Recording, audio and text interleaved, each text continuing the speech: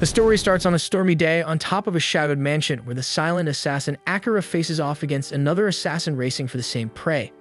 Outmatched but defiant, the rival assassin refuses to yield and reaches inside his cloak for a hidden weapon.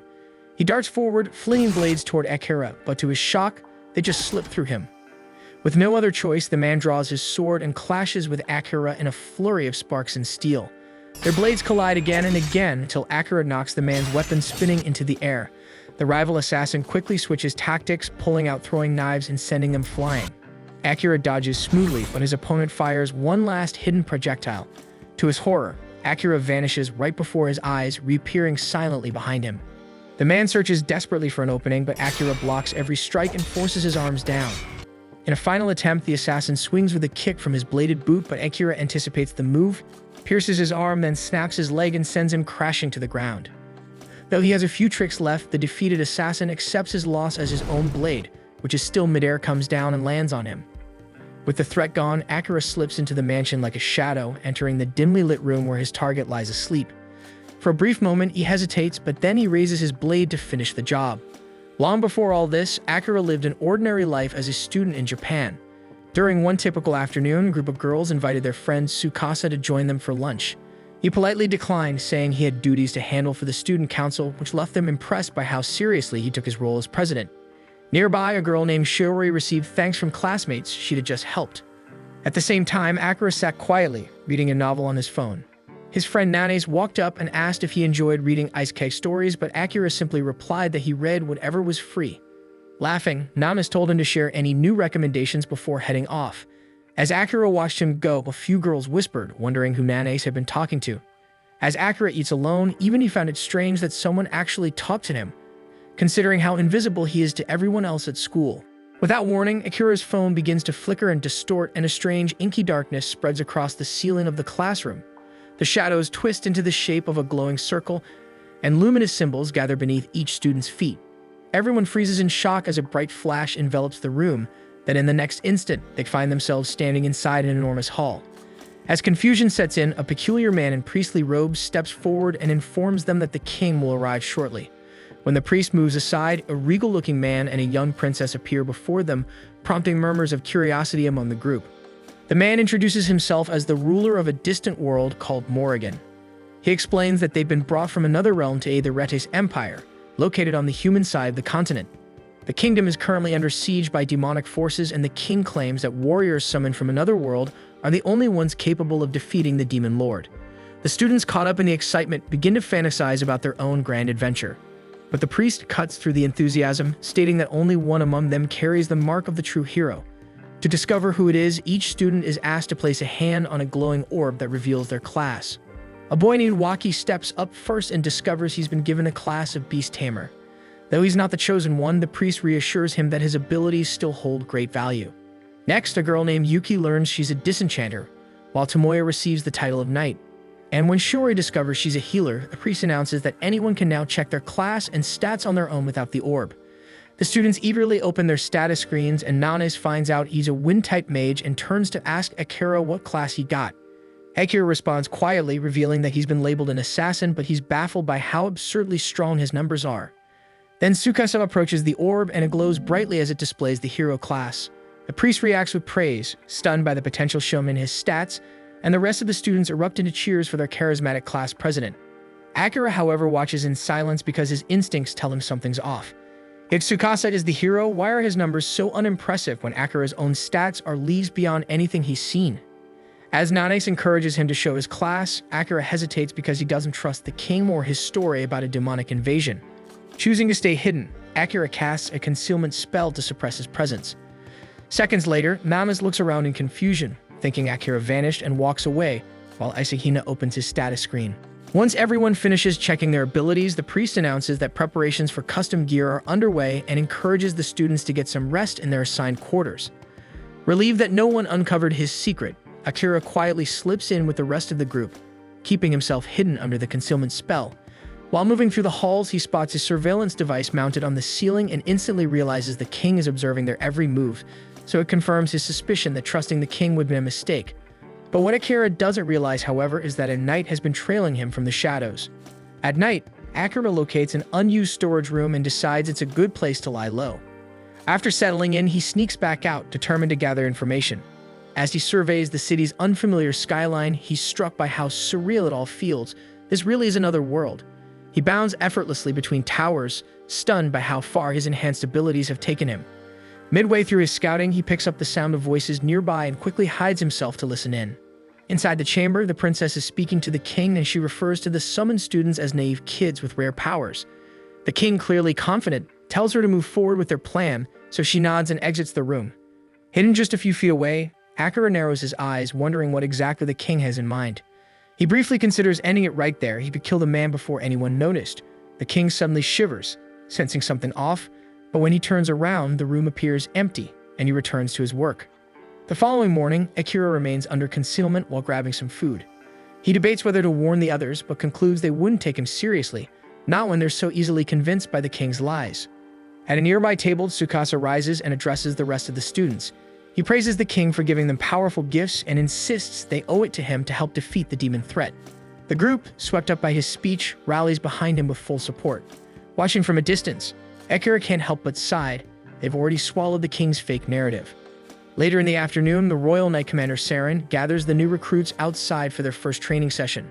He introduces himself with pride, boasting that he serves as the kingdom's final line of defense. His companion Jules steps in to gently remind him not to get too carried away. Saren then explains that all the summoned students will undergo a month-long training program before being sent into a labyrinth to face real monsters. Understanding they lack any real battle experience, he assures them that he'll help guide them through the basics. The students cheer, excited for what's to come, while Akira remains hidden nearby, carefully studying Saren and wondering what his true motives might be. As Akira steps away to search for more clues, Saren leaves the students under Jill's care and slips off the training grounds. Akira then makes his way toward a fountain, only to be startled when Saren suddenly calls out to him. Alarmed, Akira wonders if his conceal ability has a hidden time limit. But Saren assures him the magic is still active, it just doesn't work on him. The knight explains that he possesses mystic eyes, a rare trait that lets him perceive thermal energy, allowing him to detect living bodies even through invisibility. Akira instinctively reaches for his blade, uncertain whether Saren is friend or foe. But the commander quickly adds that he has no intention of revealing Akira's secret. Though Akira knows the knight serves the crown, he still isn't sure if he should place any faith in him. However, Saren insists that he's not working on the king's orders this time because he has his own reasons. Then he makes a request, keep this encounter between the two of them. After a moment of hesitation, Akira decided to give the man a chance. They take a seat nearby, and Akira tells him that he's interested in reading the king's archives to better understand this world. Saren asks what level Akira's concealment skill is, and Akira replies that it's already maxed. Everything else, however, is still at level 1, and he admits he doesn't know how to improve them. Saren raises an eyebrow, then chuckles, saying the library probably wouldn't help much anyway, so he offers to train Akira himself. The thought of growing stronger and uncovering the secrets of this world excites Akira, but even with that, he still longs to return to his home and see his family again. Saren agrees with that goal, but reminds him that until he finds a way back, he'll need strength to survive. Feeling guilty about receiving help without offering anything in return, Akira asks how he can repay the favor. Saren smiles and tells him to share stories from his homeland in exchange. Then as the knight extends his hand, Akira shakes it, smiling back and introducing himself properly, as a show of respect. From that day forward, they begin training together, and Akira learns that aside from humans and demons, this world is also home to elves and beast kin. He puts Akira through rigorous drills, explaining that job levels rise only by defeating monsters, but skills can be sharpened with regular practice.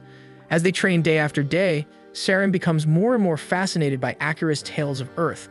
Listening to his own descriptions of smartphones, planes, and crowded cities, Akira realizes just how much he once took his old world for granted and how strange it feels to miss it now.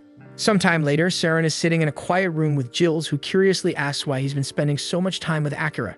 Saren simply replies that Akira's stories about his home world were too entertaining to pass up, and Jules admits he finds them fascinating as well. But when Saren casually mentions that Akira possesses the true hero class and a max-level concealment ability, Jules freezes in shock because only the very first hero in their history had a maxed-out skill like that. Moments later, Akira approaches the room, and Jules politely excuses himself, leaving the two alone.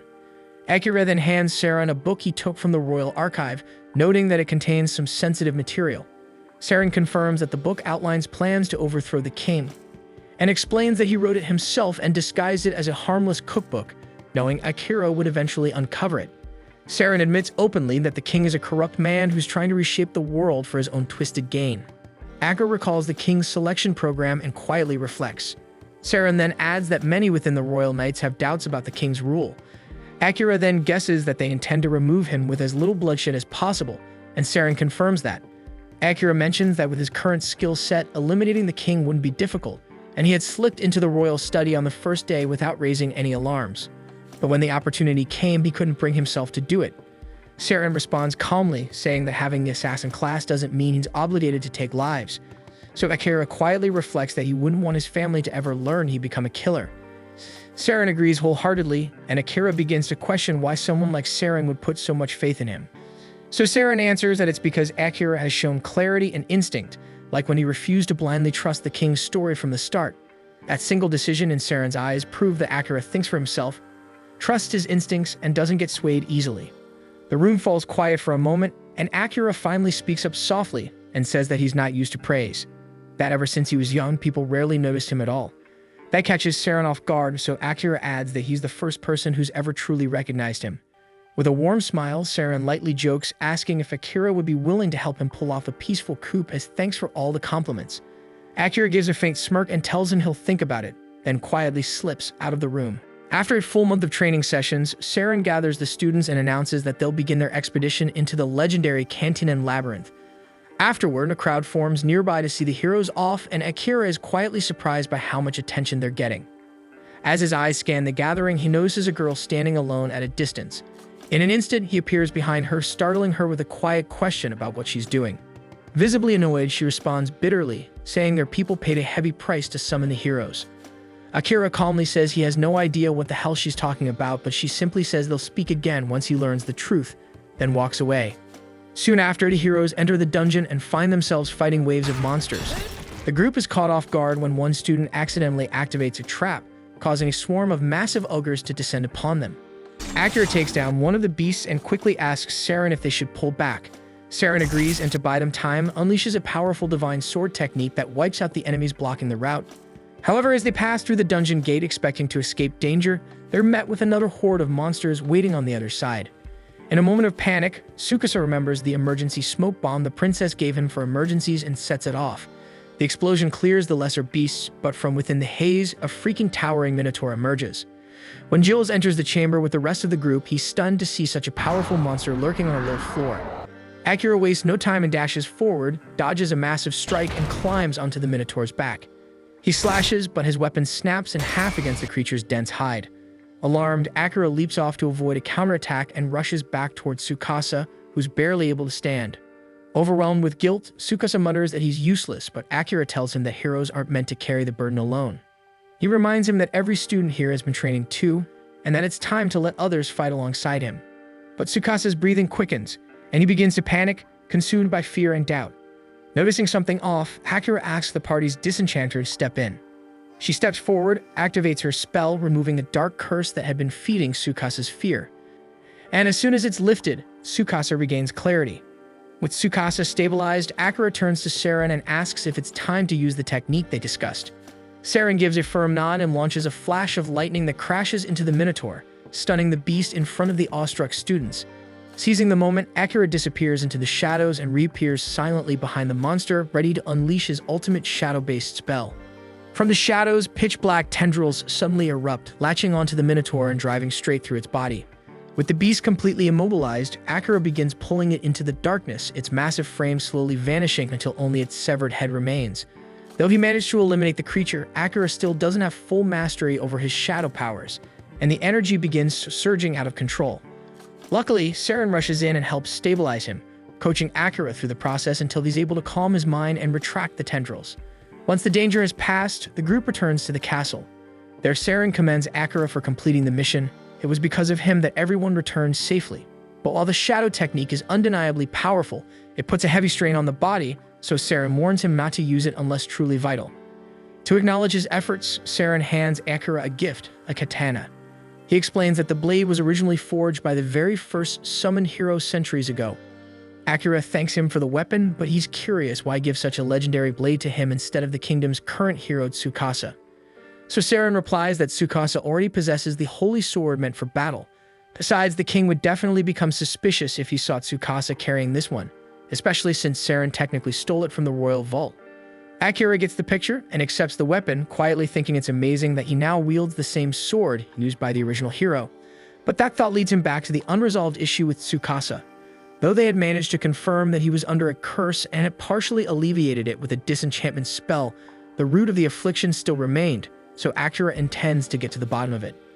At night, he sneaks into the princess's chambers and finds her mid-ritual, enhancing the curse on Tsukasa with a glowing crystal, her magic steadily transforming him into a mindless puppet.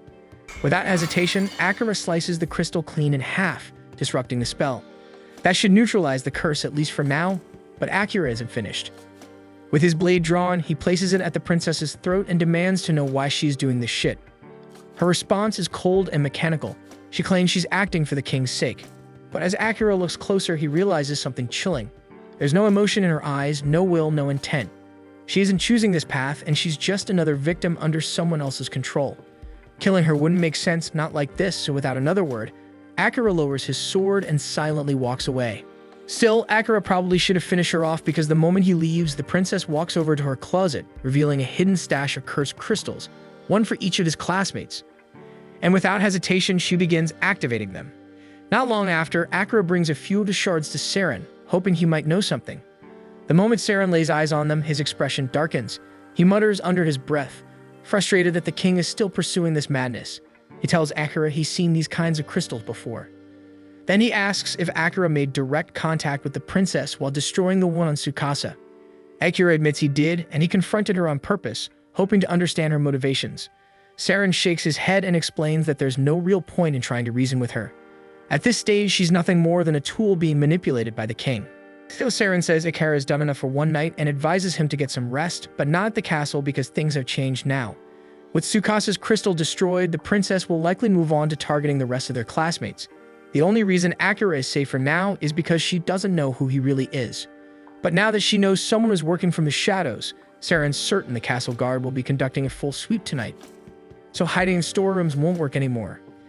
Akira apologizes for blowing his cover without thinking through the consequences, but Saren simply smiles and tells him there's no need to be sorry. Making mistakes is just part of growing up, and it's his job as the adult in the room to help pick up the pieces. Akira nods, thankful to have someone like Saren in his corner. Saren chuckles and says that if Akira truly wants to repay him, then he better bring him along when he figures out how to get back to Japan. That night, Akira sleeps up in one of the trees outside the castle, but his rest is cut short by the sound of chaos echoing through the courtyard at dawn. Curious, he sneaks back to see what's going on. He spots a group of guards gathered around with a few of his classmates. Among them is Tsukasa, who lights up the second he sees Akira approaching. He looks relieved, but also deeply shaken. Akira's heart lifts for a second, happy to see that Tsukasa appears to be free from the curse. But the look on his friend's face immediately tells him something is wrong. Tsukasa runs up to him in a panic and asks where he's been. Akira casually replies that he was just resting, but asks what happened here. He was expecting something minor. Instead, his eyes fall on the scene behind the crowd, and he freezes. Commander Saren is lying motionless on the ground with a dagger buried in his heart. Akira collapses to his knees, overwhelmed by the sight of Saren's body. His voice cracks as he demands to know who could have done something like this. But before anyone can answer, his classmates suddenly turn against him. One after another, they start accusing him of being the killer. The dagger lodged in Saren's chest looks just like the one Akira had been using the day before. It would be strong evidence, except all of them saw that same dagger shatter during the Minotaur battle, so there's no way this one could be his. Still, that doesn't stop them, and they insist Akira's behavior has always been suspicious, constantly vanishing and reappearing whenever he wants, so that's reason enough for them. Akira quickly realizes what's happening. The princess must have cursed the entire class, and the only one still acting normal is Tsukasa. He tries to speak up for Akira, saying there's no proof to accuse him of something this serious, but before he can say much more, the king arrives. With a cold, commanding tone, the king announces that Akira is guilty of high treason for assassinating Commander Saren. He gives a direct order. Akira is to be executed on the spot. Akira glances at the princess, and in that split second, he catches the faintest smirk curling at the edge of her lips, and right away he realizes the whole thing is a setup. There's no point trying to explain anything because no one will believe him. As the guards move in with their weapons drawn, Akira activates his concealment skill, vanishing before their eyes. Furious, the king orders his men to sweep the entire castle, and he wants Akira found now. Meanwhile, Akira silently moves through the shadows and approaches Jules, one of the few people he knows he can trust. Once Jules notices him, he quietly tells Akira that the ones who really killed Saren were the king's own assassins. And now that Akira is a target, he needs to escape fast. Jules then adds that Saren had a feeling something like this might happen, so he left behind a bag of supplies just in case. Akira thanks him, grabs the supplies, and escapes the kingdom. Later that evening, the king and princess meet in secret to discuss how smoothly their plan has gone. The king admits he didn't expect it to be this easy to get rid of Saren. But thankfully, the assassins did their job cleanly. The princess informs him that the rest of the class, except Tsukasa, is now fully under her curse. The next step is to find a reason to launch a war with the Eastern nation. The king says the students will be perfect tools for that war. And as for the one who slipped away, he doubts some kid could survive alone out there. But just to be sure, he tells the princess to send the Meg Ravens, his deadliest assassins, to track him down. At the same time, Akira had just reached the dungeon. Just like Saren once said, it's the best place to stay hidden when you're being hunted. No one in their right mind would think to check a dungeon just to chase after someone, so it should serve as a decent hideout. But food and water are scarce down here, so he'll have to be cautious. Even though Akira can cloak himself with his concealment skill, plenty of monsters still exist that rely on enhanced senses like smell and hearing. But as he continues to grow stronger and his assassin class ranks up, he'll eventually be able to erase all traces of scent, silence his steps, and even suppress body heat, making himself nearly invisible. Boss rooms appear every 10 floors, and once you're inside, the only way out is to kill the boss. It's a major gamble to enter one alone, but Akira doesn't exactly have the luxury of waiting things out. As he walks deeper into the dungeon, he's immediately attacked by a chimera. At first, he manages to dodge its claws and fangs, but then its snake tail spits a jet of venom, catching him off guard and striking his leg. The poison slows him down and he can't maneuver like before. That gives the beast an opening, and it slashes his back, drawing blood. Just as it prepares to go in for the kill, Akira unleashes his trump card and shadow magic erupts and completely consumes the chimera in a single blow.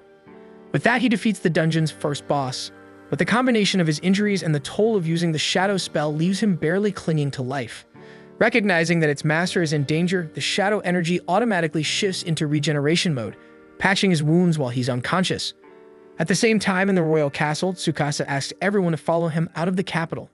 His classmates blink at him, asking if he's seriously saying they should go take down the Demon King right now. It sounds like a decent excuse, so Tsukasa just rolls with it. But his classmates immediately shut him down, telling him to sit back down and stop dreaming because they're not going anywhere. That reaction confirms what Saren warned him about before his death. The curse is real, and it's controlling their minds. If that's true, then Tsukasa realizes he'll have no choice but to leave on his own.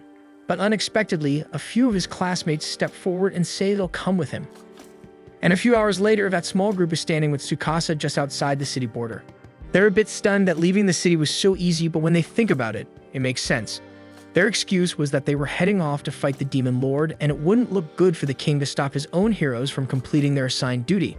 With that settled, Tsukasa turns to the others and asks why they chose to come along, especially when everyone else refused to even consider it. Yuki replies that she doesn't believe anyone in their group is under the princess's influence anymore. Asahina then speaks up, saying that he thinks he might help break the curse somehow. He's not entirely sure why, but he has a blurry memory of sneaking into the princess's chamber and smashing several crystals. We later learn that the one behind that action was actually Jill's. He had used his manipulation ability to temporarily take control of Asahina's body in order to dismantle the curse. And while he wasn't able to free everyone, he's at least relieved that he could carry out Saren's final wish. As the group finally steps beyond the kingdom's borders, Asahina finds himself thinking about Akira. He deeply regrets not trying to find him sooner while he was still hiding within the castle. Even if he had been under a curse, he still feels horrible for not defending Akira when he needed it most. Back in their original world, most of the class hadn't spoken to Akira much at school, but one day while walking home, Asahina happened to run into him on a construction site. It was their first time meeting outside the classroom. Akira had asked him to keep the job a secret because he didn't want his younger sister to find out.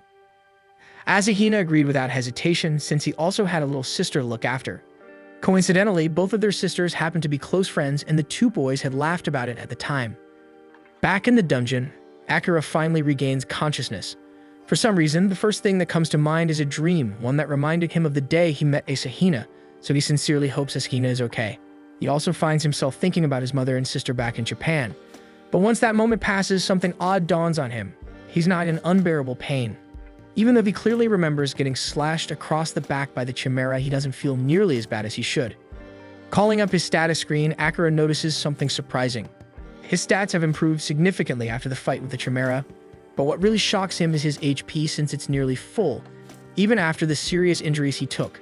He also spots that his shadow magic has jumped to level 3, and he can't figure out how it rose so much after a single use.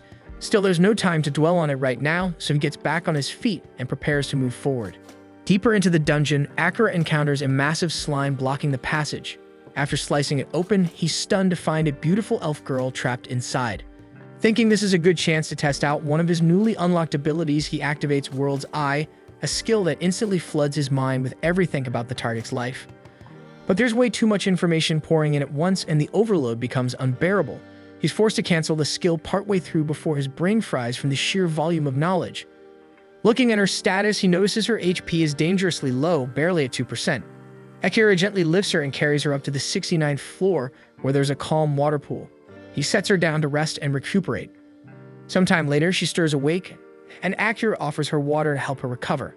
He tells her to try and get more rest, but she admits that she's too hungry to sleep, so he whips up a bowl of warm porridge and hands it to her.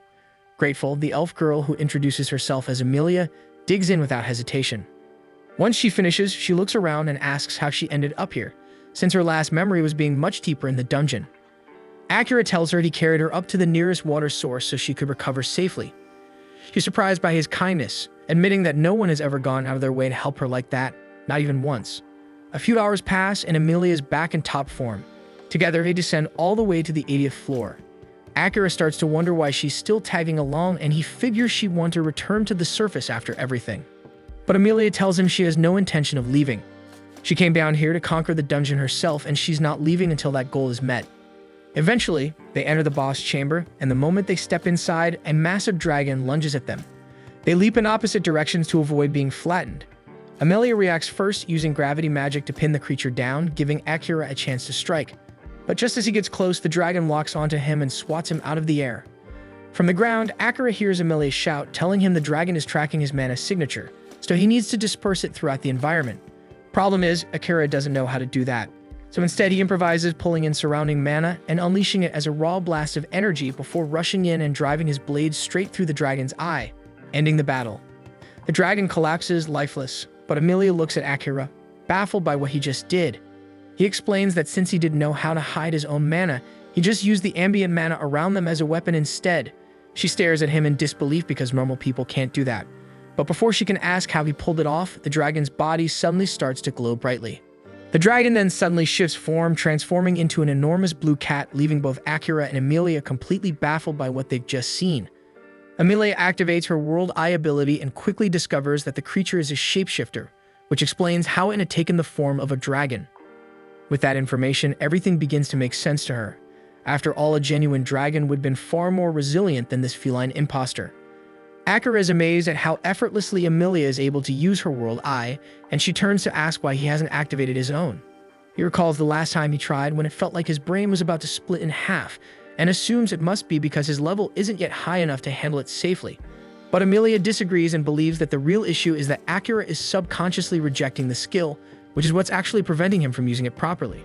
Right then, the black cat awakens and starts to speak. He seems annoyed that he was defeated by a mere human and an elf, especially since he had transformed into a dragon just for entertainment. Akira is stunned to hear the feline talk, but his shock seems to offend the creature. The cat sternly tells him not to lump him in with the mindless, low-level beasts driven solely by instinct because he is a higher being, created directly by the demon lord himself. Akira, however, remains unfazed and responds that it doesn't matter either way because after that last blow, the cat is in no shape to continue fighting.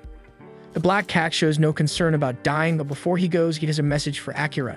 He slowly rises to his feet, his body now radiating a dark, threatening aura, and announces that the demon lord is waiting for him in his castle deep within the volcano region of the demon continent. That declaration instantly raises Akira's suspicions, and he demands to know how the demon lord even knows about him, and why he would want him to visit his domain. The cat answers that the demon lord is a being beyond mortal comprehension, and thus he cannot explain anything further.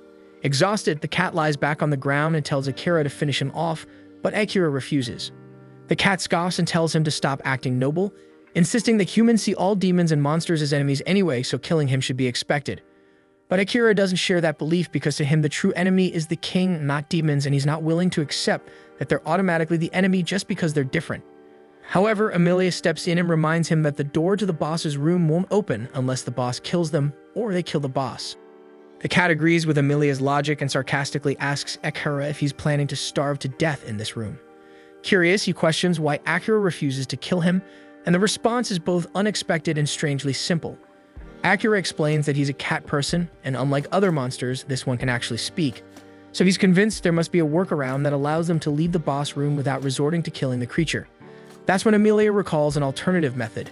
If Akira forms a contract with the black cat and accepts him as his familiar, the creature will no longer be recognized as a boss, which will cause the room's door to unlock. The black cat scoffs at the suggestion, mocking the idea by stating that only a seasoned magic user with precise mana control could ever perform such a ritual, and he doubts Akira has the capability. Emilia disagrees and reveals that Akira has already surpassed the minimum requirement for the ritual, and she reminds the cat of how Akira previously separated his mana from his body in order to disorient him, an advanced maneuver only the first hero has ever pulled off. She believes Akira is more than capable of completing the ritual, although she admits she can't guarantee his success. Akira then asks what happens if he fails, and the black cat warns that either one of them will die, or in the worst case, both of their lives may be lost. Despite the risk, Akira is ready to go through with it, though the cat remains confused as to why he would even take such a gamble. With a resigned tone, the cat tells him to go ahead, claiming he no longer cares whether he lives or dies. That cavalier attitude irritates Akira, who snaps back at the cat's indifference toward life. But the feline calmly replies that continuing to live holds no meaning for him anymore. Akira decides to address that mindset later, but for now he turns to Emilia and asks how to begin the ritual. She explains that the first step is to give the cat a new name. After a moment of thought, Akira names him Night, inspired by the cat's dark fur that reminds him of the night sky. The cat remains silent, showing no reaction to the name, so Akira proceeds to the next step, infusing mana directly into Night's paw. Emilia warns that once the mana transfer begins, there's no turning back. If Akira loses control during the process, it could very well cost him his life. But Akira doesn't hesitate, and he's confident in his ability to succeed. The moment he begins pouring mana into the cat's paw, he's hit by a sudden and overwhelming wave of energy. He quickly realizes that this surge is the power housed within the cat. But before he can steady himself, his vision shifts violently, and he finds himself plummeting toward a city engulfed in flames. Horrified, Akira watches the terrifying scene unfold, and amidst the chaos, he sees Night mercilessly tearing through the city, slaughtering anyone who tries to flee. Akira attempts to stop him, but Night launches an attack with a torrent of dark mana that strikes Akira with devastating force. As Akira pulls himself back up, Night urges him to stop hesitating and just end it, saying it's the only way he'll be able to leave this place alive. But even then, Akira still can't bring himself to strike the cat. Seeing this, Night launches another assault, slashing him hard with his powerful claws. The pain Akira suffers inside the dream world begins to affect his real body too, and at last he makes the decision to fight back. He hurls his dagger at Night, but the cat bats it aside with ease and starts channeling his dark energy to end the battle swiftly. Akira charges forward, but instead of landing a blow, he deliberately takes the hit, allowing Night's claws to pierce straight through him. The black cat stares at him stunned and asks in disbelief what the hell he is trying to do. Akira responds calmly, saying he still refuses to kill him, and that deep down he knows Night doesn't want to hurt anyone either. Night scoffs, reminding him that he's still a monster. Even if he has intelligence, his instincts constantly scream at him to destroy anything that stands in his way. But Akira sees through that facade, and he knows that Meg is exhausted from the endless cycle of killing, and he tells him that he no longer has to fight those urges alone. Gripping his claws tightly, Akira makes a quiet vow to watch over him, to be by his side, and ensure he never has to go through something like this again. Slowly, the oppressive dream world starts to fade away, and as Night begins to place his trust in Akira, his monstrous form diminishes into that of a small, ordinary black cat resting peacefully in Akira's arms. The sun rises within the dream, casting its golden light as a symbol of the inner peace Night is beginning to feel. With that, Akira emerges from the dream world, and realizing that the pact ritual succeeded, he reaches out to touch Night and confirm it. A radiant golden mark appears on the back of his hand, and at the same time, the red sigil on Meg's forehead shifts into gold as well. Emilia explains that this is the seal of a successful pact, and their souls have now been spiritually connected. Night awakens too, gazing up at Akira and expressing his curiosity to see just how far his new master will go. With quiet resolve, he accepts Akira as his master and solemnly pledges his loyalty and life to his service. Amelia steps forward and introduces herself, and Knight, recognizing her as his master's companion, offers her his respect as well. At that moment, a magic circle begins to glow on the ground, signaling that the boss has officially been defeated. Yet Akira appears lost in thought. He says he'd prefer to move on to the next floor, but Knight is still badly wounded. Knight reassures him, explaining that the door will remain open until they decide to use it, so there's no need to rush. He opts to take some time to heal, and Amelia suggests that this might be the perfect opportunity for all of them to get to know each other better. Knight immediately agrees, and Akira can't help but be a little surprised by just how fast his new companion's personality flipped. Meanwhile, Tsukasa and his group arrive in a nation established by a hero who, like them, was summoned from Earth.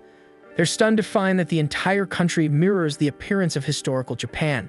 The surroundings feel oddly nostalgic, and for the first time in a while, they start to relax before sitting down to discuss their next steps.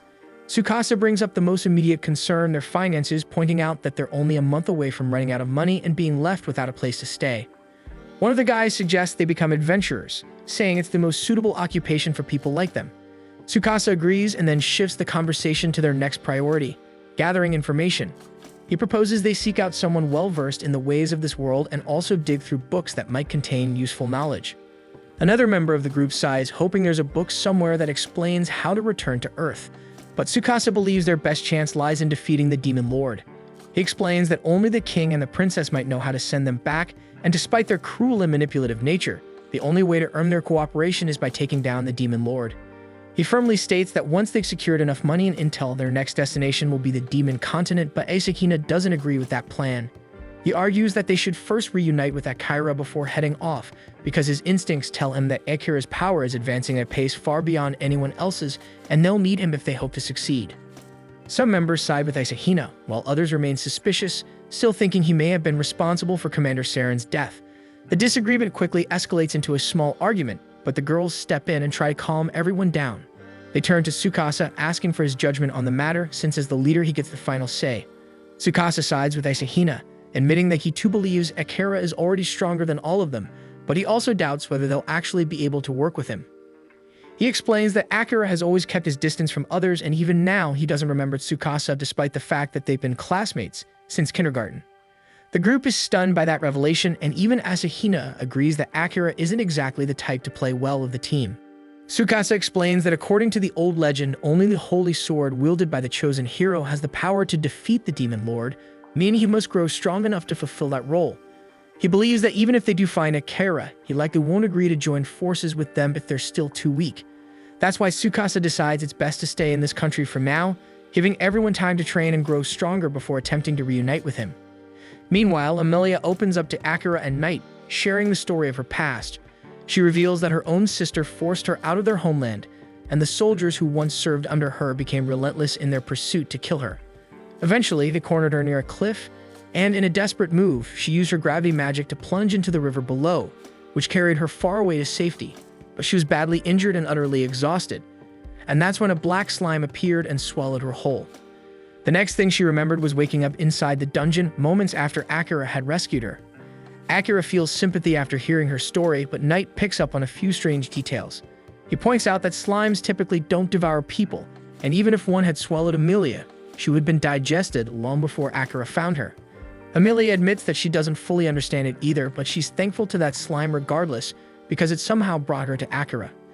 Akira gently tells her that she should consider returning to her homeland and trying to reconcile with her sister, but Amelia has already given up on that idea. She says she doesn't have the strength to face her sister again. Akira reassures her, saying things tend to work out between siblings because no matter what happens, they're still family. He adds that he has a sister too, and even though she's constantly giving him a hard time, he still cares about her deeply. Amelia and Knight then ask if Akira wants to return to his own world and see his family again. Akira says yes, but not yet because there's something he needs to take care of first. He begins to talk about Saren, the man who taught him how to survive in this world, and as he recalls the betrayal that took Saren's life, his emotions boil over. His voice sharpens with rage as he swears to kill both the king and the princess for orchestrating Saren's assassination. The fury behind his words sends a chill down Amelia and Knight's spines, and Amelia shouts his name, jolting him back to his senses. As the storm inside him subsides, both Amelia and Knight reveal that they know the name because Saren was once a renowned knight commander known across the land. Sensing the heavy mood, Akira decides to break the tension. He pulls on a glove and waves it in front of Knight, and true to his feline instincts, the black cat immediately pounces after it. Akira chuckles, surprised that the same trick he used on all the strays back home works on a monster cat too. Amelia, intrigued, asks to give it a try herself. And before long, both she and Akira are playfully cuddling with Knight, enjoying the soft, warm comfort of his fluffy fur as the air around them lightens once again. Knight turns to Akira and tells him to take things more seriously, reminding him that their souls are now linked, and if one of them dies, the other will perish as well. Akira says he's well aware of that, but he's still just happy to have a cat familiar, especially since he's always loved cats. Amelia chimes in with a sigh, admitting that she's jealous because she loves cats too. Once they finish fooling around, the group prepares to exit the dungeon. Akira asks Knight where the teleportation magic circle will take them, but the feline admits he doesn't know. He explains that only a select few demons still remember the ancient craft of creating such circles, and Akira instantly decides that once he reaches the demon continent, he'll track those demons down and make them work for him. Just then, a memory clicks in Amelia's mind. She recalls an old tale about pale blue teleportation circles that respond to a person's desire, taking them wherever their heart truly wants to go. However, if more than one person enters, the circle only reacts to the wishes of one individual. Akira notes that this could become a problem, but Amelia assures him with a gentle smile that she's fine going anywhere as long as she's with him. Akira doesn't dwell on her words, but as he steps into the magic circle, his thoughts briefly drift to his family. He wonders if the circle could possibly take him back home, but quickly shakes the idea away because his priority right now is revenge. With that, the magic circle lights up, and the group is instantly teleported to a dense forest where a massive, awe-inspiring tree towers in the distance. Amelia freezes in shock at the sight, while Knight calmly identifies the tree as the World Tree. He tells them that they've arrived in the Forest of Elves. Amelia is stunned they ended up here, but Akira finds it to be a welcome turn of events. Suddenly, an arrow flies through the air, aimed directly at Amelia. Fortunately, Akira spots it just in time and swiftly pulls her out of harm's way. He immediately charges toward the source of the attack, batting aside his second arrow with his dagger and closing the distance in a flash. In one fluid move, he brings the hidden archer down to the forest floor, and Amelia quickly identifies him. It's Liam. Liam scowls and says he never imagined he'd run into the traitor while investigating the strange light in this area. He warns Amelia to flee if she wants to survive, but Akira is in no mood for empty threats. He knocks Liam out cold, uninterested in his dramatic declarations. However, his moment of action was just a bit too late, and he looks up and sees that they've already been surrounded. Leading the Elven forces is none other than Amelia's sister Kilika. With cold determination in her eyes, she tells Amelia that since she dared return to the country on her own, her death is now inevitable. But then we see that before everything changed, Amelia's life had been going remarkably well. She was next in line to inherit the throne of the Elf Kingdom, and she believed her relationship with her sister was strong. At least that's what she thought. But over time, her trusted advisors and royal guards began to turn against her, and eventually, Kilika leveled a shocking accusation, claiming Amelia had committed a terrible crime. Without any investigation, the guards hastily concluded that Amelia was guilty, simply because she was born a child of blight. As a result, she was forced to escape the kingdom before Kilika and her forces could kill her. And now that they're face to face once more, Amelia is completely at a loss. She tries reasoning with Kilika, insisting she'll leave voluntarily, so there's no need for conflict. But Kilika is determined to capture her at any cost. Before Kilika can make a move, however, Akira steps forward and positions himself protectively in front of Amelia. Kilika sharply questions Akira, demanding to know who he thinks he is to meddle in elven affairs. He replies calmly that he only met Amelia yesterday, but he genuinely likes her, and he won't stand by while Kilika speaks to her in such a way. He also points out that Kilika keeps calling Amelia a criminal and asks her directly what crime Amelia supposedly committed. In response, Kilika rolls up her sleeve to reveal a deep, discolored bruise stretching across her arm. She claims that Amelia once gave her a potion that was secretly laced with poison, an act that even within royal bloodlines is absolutely unforgivable. Amelia immediately defends herself, insisting that the mixture she gave Kilika truly was just a potion, but Kilika brushes it off and says no one would ever believe that story. She then steps closer to Akira and stares directly into his eyes. Sensing Kilika's intention, Amelia quickly warns Akira to back away, but it's already too late.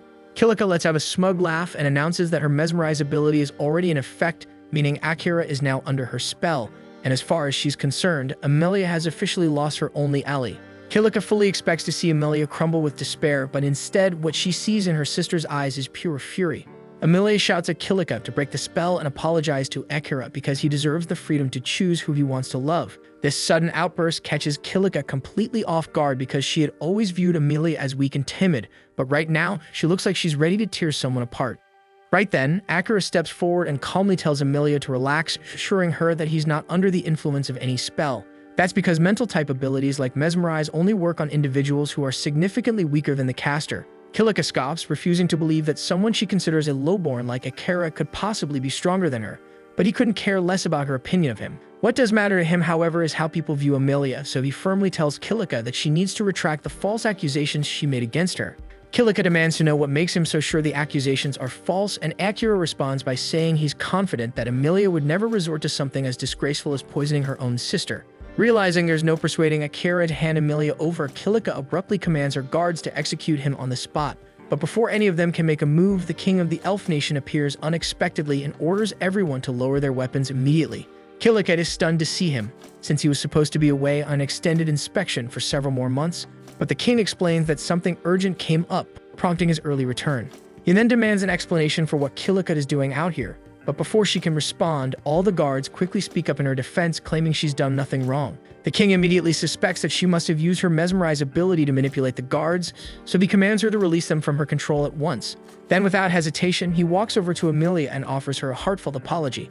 He doesn't know exactly what her sister has put her through, but he assures her that Kilika will be held accountable for her actions. After that, he turns to Akira and sternly instructs him to leave immediately, stating that there's no valid reason for a human to be trespassing on elven territory. Amelia steps in to defend Akira, explaining to her father that he's the one who saved her and brought her home safely. And while the king acknowledges that he is thankful for Akira's role in returning Amelia, his disdain for humans remains unchanged, so he insists that Akira leave regardless. In that case, Amelia declares that she'll leave too, but the king becomes furious and refuses to allow it since Amelia is the only one he fully trusts to succeed him as ruler of the kingdom, and he won't stand by and let her walk away. Still, Akira steps in and reminds him that it's not his decision to make, it's Amelia's. The king firmly tells Akira to stay out of the matter, insisting it doesn't concern him, but Akira isn't one of the king's subjects, so he sees no reason to follow that command. In fact, he states plainly that he's more than ready to make the king listen by force if necessary, and judging by what Akira just did to Liam, who's still lying on the ground, the king can already tell he isn't bluffing. That said, the king has never been one to shy away from a challenge, so he formally proposes a duel to Akira, under the condition that the loser must obey the victor's commands. Akira agrees without hesitation, and with the challenge set, the king declares that the fight will take place at the base of the holy tree, in keeping with elven custom. And as they head toward it, Amelia quietly apologizes to Akira for dragging him into this mess, but he tells her there's no need because he willingly chose to get involved. Shifting the conversation, he brings up how Kilika called her a child of blight and asks what that's all about. Amelia explains that, according to an ancient elven legend, when twins are born, one may be different from their parents. This child is believed to bring disaster upon the land and is thus labeled a child of blight. In the past, it was common for the odd twin to be killed at birth because of this belief, and Knight is taken aback to hear that elves still hold onto that superstition, even though it was debunked long ago. Amelia explains that it usually isn't an issue anymore, but recently Kilika has been using it against her more frequently, mainly because Amelia's eye and hair color differ from all of their family. It's painfully clear that Kilika is just using the legend as a convenient excuse to cast Amelia out, but personally, Akira remarks that he finds Amelia's hair and eyes to be absolutely gorgeous. Eventually, they arrive at the base of the holy tree, and since Kilika was the one who instigated the conflict, she will be the one to face Akira in the duel. But before it begins, Akira makes the decision not to use his concealment skill, because there's no point in winning unless everyone can see it happen with their own eyes. Amelia warns him that Kilika is the strongest swordsman among all the elves, so the battle won't be easy and he should stay on his guard. Akira picks up on the fact that Amelia still seems to speak of her sister with admiration, even after everything that's happened. She explains that they were once incredibly close as children, and no matter what Kilika does, Amelia will always see her as her beloved sister. As the duel begins, Kilika pulls her sword while Akira opts to keep his own blade sheathed. Kilika demands to know if he's trying to insult her by not taking the duel seriously, but Akira calmly replies that he simply doesn't want to risk accidentally killing her in combat. Once the duel starts, Kilika rushes forward and unleashes a flurry of precise strikes aimed at his vital points, yet Akira effortlessly evades each one. He admits that Kilika truly lives up to her reputation as the strongest swordsman, but his speed is simply beyond hers, allowing him to slip through her attacks and push her back with ease. He then advises Kilika to surrender before she hurts herself, but she refuses to be underestimated and activates her trump card. A fierce current of wind envelops her blade and she releases a violent gust toward Akira. The technique takes him by surprise, catching him off guard for a moment, though he quickly regains composure and sidesteps the blast. Knight identifies Kilika's skill as buff magic, and Emilia explains that it's the only form of magic Kilika can wield, one she's honed nearly to perfection through relentless training. With this ability, Kilika launches devastating wind attacks at will, forcing Akira to stay on the move to avoid them. Amid the clash, she notices a deep sadness on her face. When he asks about it, she denies it, claiming she's happier than ever, but Akira insists she looks anything but. Unwilling to entertain his probing any longer, Kilika hurls another attack, but he smoothly ducks under it and sweeps her legs, sending her crashing to the dirt. Before she can recover, Akira appears behind her, resting his sword gently against her neck, a silent sign that he could have ended the fight at any moment. Once again, he urges her to surrender and reconcile with Emilia, but Kilika refuses with fierce defiance. She snaps that she could never make peace with someone who took everything away from her, then bursts into a furious rage, unleashing uncontrollable waves of wind in every direction. She cries out that she's been left with nothing, that Emilia and her divine blessing took it all away. In the past, Kilika and Emilia had been close friends, but everything changed when Emilia was revealed to possess the spirit medium class. Once mastered, it promised unmatched power across the continent, and from that day onward, nothing Kilika achieved was ever considered enough. Emilia tries to assure her that none of it is true, but Kilika is far too consumed by anger to listen. Right then, Liam walks up to Emilia and quietly asks for her help to save Kilika, handing her something that immediately makes her understand his plan. She climbs onto Knight's back and uses the holy tree branch Liam gave her to channel purification magic, breaking the spell that had everyone under Kilika's control. The moment the enchantment lifts, Kilika descends into a wild frenzy, summoning her strongest wind blast yet. So Akira is forced to counter using his shadow magic, and after a fierce struggle, he manages to overpower the raging winds, sending Kilika crashing to the ground and stripping away her will to continue fighting. Moments later, Liam and Emilia rush to her side to make sure she's alright. Kilika glares at them and bitterly asks if they come to mock her now that she's been defeated. Liam gently assures her that isn't the case, saying he's genuinely worried about her, but Kilika refuses to believe him. She accuses him of running straight to Emilia the instant the spell wore off, helping her undo what was left of Kilika's magic. Emilia, however, calmly tells her that Liam was never under her spell to begin with. Kilika insists she's lying and tells them to just get it over with, banish her, execute her, anything, because she doesn't want to live like this anymore. But before she can say more, the king speaks up, declaring that if anyone deserves punishment, it's him, for being the reason Kilika ended up this way. Confused, Kilika demands to know what the hell he means. So the king explains that long ago he sealed away parts of her memory to protect her, though now he realizes that decision was a grave mistake. As he lists his forgetting skill, all of Kilika's lost memories come flooding back at once. She recalls that when she was a child, she spent her days training near the dungeon. One afternoon, a mysterious stranger appeared near the entrance and told her she could grow stronger much faster if she used one of the strange orbs he carried. Naively trusting the man, young Kilika took one of his orbs and ran into the dungeon to test it out. But the moment she did, a swarm of powerful monsters appeared out of nowhere. Realizing she couldn't take them all alone, she tried to flee, only to discover that the creatures were pursuing her outside. Dungeon monsters weren't supposed to be able to leave their dungeon, yet these were clearly different. Knowing they were heading straight for the elf village, Kilika chose to stand her ground and fight. She held out as best she could, and the chaos quickly drew the attention of nearby elves, who rushed to her aid after realizing something had gone terribly wrong. Liam was the first to arrive, but tragically he was immediately impaled through the torso by a goblin, leaving Kilika to watch helplessly as her friend died right in front of her. The trauma and guilt from that moment nearly shattered Kilika's mind, so the king decided to seal away those memories to protect her from the devastating truth. Also, Liam wasn't the only casualty from that battle, but the situation was ultimately salvaged thanks to Emilia, who used her spirit medium abilities to craft two advanced spells, gravity magic and resurrection magic. And with them, she was able to bring back everyone who had fallen, ensuring that no lives were truly lost that day. But because Kilika remained the only one unaware of what really happened, those who had been involved slowly and unintentionally began to drift away from her. So Kilika misinterpreted their distance, assumed they had lost interest in her simply because she wasn't a spirit medium like her sister. Overcome by the truth, Kilika collapses in tears, heartbroken that she ended up turning her own sister into an enemy over nothing more than a freaking painful misunderstanding. But Emilia gently tells her that's not true because no matter what happened, she could never bring herself to truly hate Kilika. Kilika knows she has a lot of making up to do for the pain she caused her sister, but Emilia reminds her that in the end, they are still family, and in her heart, nothing will ever change that shit. Later that night, a grand feast is held to celebrate Kilika's change of heart. The king personally thanks Akira for helping bring peace back to their family. As promised, he gives Emilia the freedom to decide her own future, even if that means she chooses to leave on a journey with Akira. On that note, the king asks Akira what his next destination will be, and Akira replies that he plans to head to the Beast Continent, since Knight mentioned it's one of the best places to find high-quality equipment and weapons. At the same time, Asahina and the rest of Akira's classmates are seen boarding a ship bound for the Beast continent as well. They had originally intended to stay put and wait for Akira to catch up with them, but by now they've grown so strong that the monsters in the Yamato dungeon no longer offer any experience. So rather than waste time standing still, they decided to travel to the Beast continent and upgrade their gear in preparation for whatever comes next. The following day, the Elf King arranges a full escort to accompany Akira and Emilia to the outer borders of the kingdom so they can safely continue their travels. Akira feels like it's a bit excessive, but the king explains that there's been a string of kidnappings happening along the coastline lately, and he simply wants to make sure they're well protected. In fact, he even says he'd feel far more at ease if Akira allowed them to personally accompany him, but Akira politely declines and settles for just taking the carriage.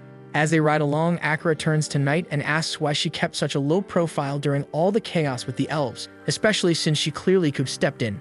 Knight calmly explains that she didn't want to risk exposing her true identity as a demon since not everyone would be as accepting as he is.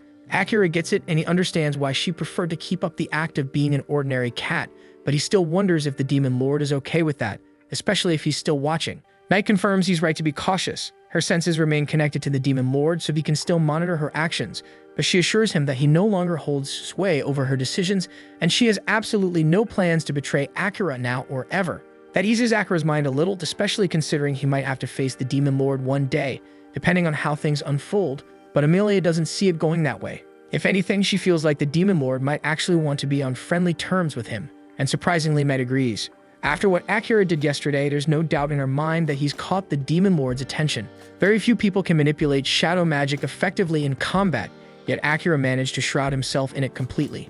Akira explains it just sort of happened in the moment. He was terrified the magic would spiral out of control and hurt Kilika, but even if it wasn't intentional, pulling off something like that is no small feat. Right then, Akira picks up on something suspicious up ahead and tells the driver to stop the carriage. He steps out and informs the others that his detection skill alerted him to a group of people further down the road. The driver grabs a telescope and sure enough, spots a group of bandits waiting just ahead.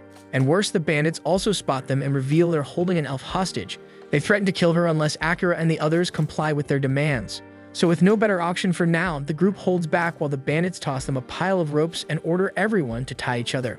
At that moment, Emilia steps down from the carriage, and the moment the bandits catch sight of her hair color, they light up with excitement. They immediately recognize her as one of the elf princesses, and if they turn her over to someone like Lord Graham, they're certain to land a massive reward. While the bandits are too busy grinning and whispering about their lucky break, Akira silently activates his presence concealment. In the blink of an eye, he knocks them all unconscious before any of them even realizes what's happening. Afterward, he tells the driver to go ahead and tie them up using the rope they had brought, and as that's handled, Akira starts wondering who this Lord Graham character even is. Luckily, the driver says he's actually heard the name before and explains that Graham is a noble from the kingdom of Uruk. That's enough of a lead for Akira, so he instructs the driver to take the captured bandits back to the elf castle while he and Emilia will carry on the rest of the way by foot. The driver starts to protest, reminding Akira that his instructions were to escort both of them all the way to the port, but since they're already fairly close, Akira reassures him it won't be an issue. A short time later, Akira, Emilia, and Knight board a ship, and once they reach their destination, Akira plans to gear up with some new equipment to keep pushing his strength even further. Emilia finds it a bit surprising that he's still focused on leveling up, especially when he already seems so powerful, but Akira insists that if he's serious about getting revenge for Saren, then he can afford to stop now. Knight chimes in and says the port city they're headed for actually has a labyrinth, so if Akira wants to train more, he'll have the perfect opportunity. Still, that's a few days away, so she suggests they relax and enjoy the trip in the meantime. Emilia is practically glowing with excitement because it's her first time sailing, and she tells Akira she's really looking forward to watching the sunset with him. But when she turns to see what he thinks, she realizes he hasn't heard a single word. His attention is completely absorbed in a book, the same one her father gave him as a farewell gift, and he's reading so intently that he doesn't even notice Emilia's annoyed expression. In fact, Akira spends the entire voyage buried in that book, leaving Emilia feeling a bit left out by the time they finally arrive at the Beast Folk continent. As they disembark, Akira notices something off. The only ones doing the heavy lifting around the port are humans. That immediately strikes him as strange, but before he can dwell on it for too long, a group of beastmen steps forward and blocks their path, demanding that he leave Emilia behind and get lost. It doesn't take long for Akira to realize what's going on, and the beast folk here clearly have a low opinion of humans, and this could easily spiral into something messy. So without wasting time, he calmly asks Emilia to stay back and let him handle it. Akira starts walking straight toward the beastmen, and they immediately burst into laughter, mocking him outright. After all, there's no way a scrawny human could possibly pose a threat to their kind. But instead of using brute force, even though he could easily wipe the floor with them, Akira takes the smarter route and casts a shadow spell that temporarily blinds them. With that handle, he calmly leads Emilia past the stunned group. As they make their way into town, Akira picks up on the fact that a lot of people are staring, and it doesn't seem aimed at them. But at night, so she explains it's because cats are feared and looked down on in this region. That evening, after checking into a hotel and enjoying a filling dinner, Akira suggests they call it a night. The room has 2 beds, but with a flustered look, Emilia notes that the beds are so large, the 2 of them could easily share one. The comment catches Akira completely off guard, and while he's still processing it, Night, fully aware of what Emilia is trying to pull, decides to make herself scarce to give them some privacy. Akira tries calling her back, but she's already disappeared. Then Emilia casually announces that she's going to shower, leaving him frozen, unsure how to react. Then when Emilia comes back dressed in a nightgown, she finds Akira already in bed, employing the highly advanced technique of pretending to be asleep. Figuring he must be tired from the day's events, she lets it slide, puts her plans on hold, and slips into bed beside him to get some rest. The following day, Night returns to the room and upon seeing Akira and Emilia lying in the same bed, jumps to conclusions and assumes they must have gotten a little cozy after all, but she brushes it aside and reminds them they've got company arriving soon, so they should probably get dressed. Not long after, there's a knock at the door. Akira tells the guest to come in, and a man named Crow steps inside.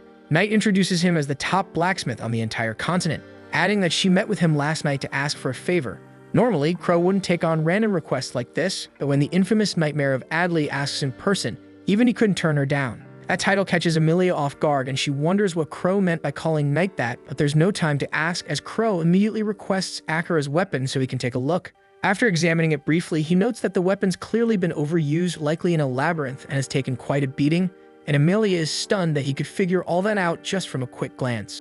Akira asks if Crow will be able to repair the weapon, and Crow replies that with the right materials and a proper budget, it should definitely be doable.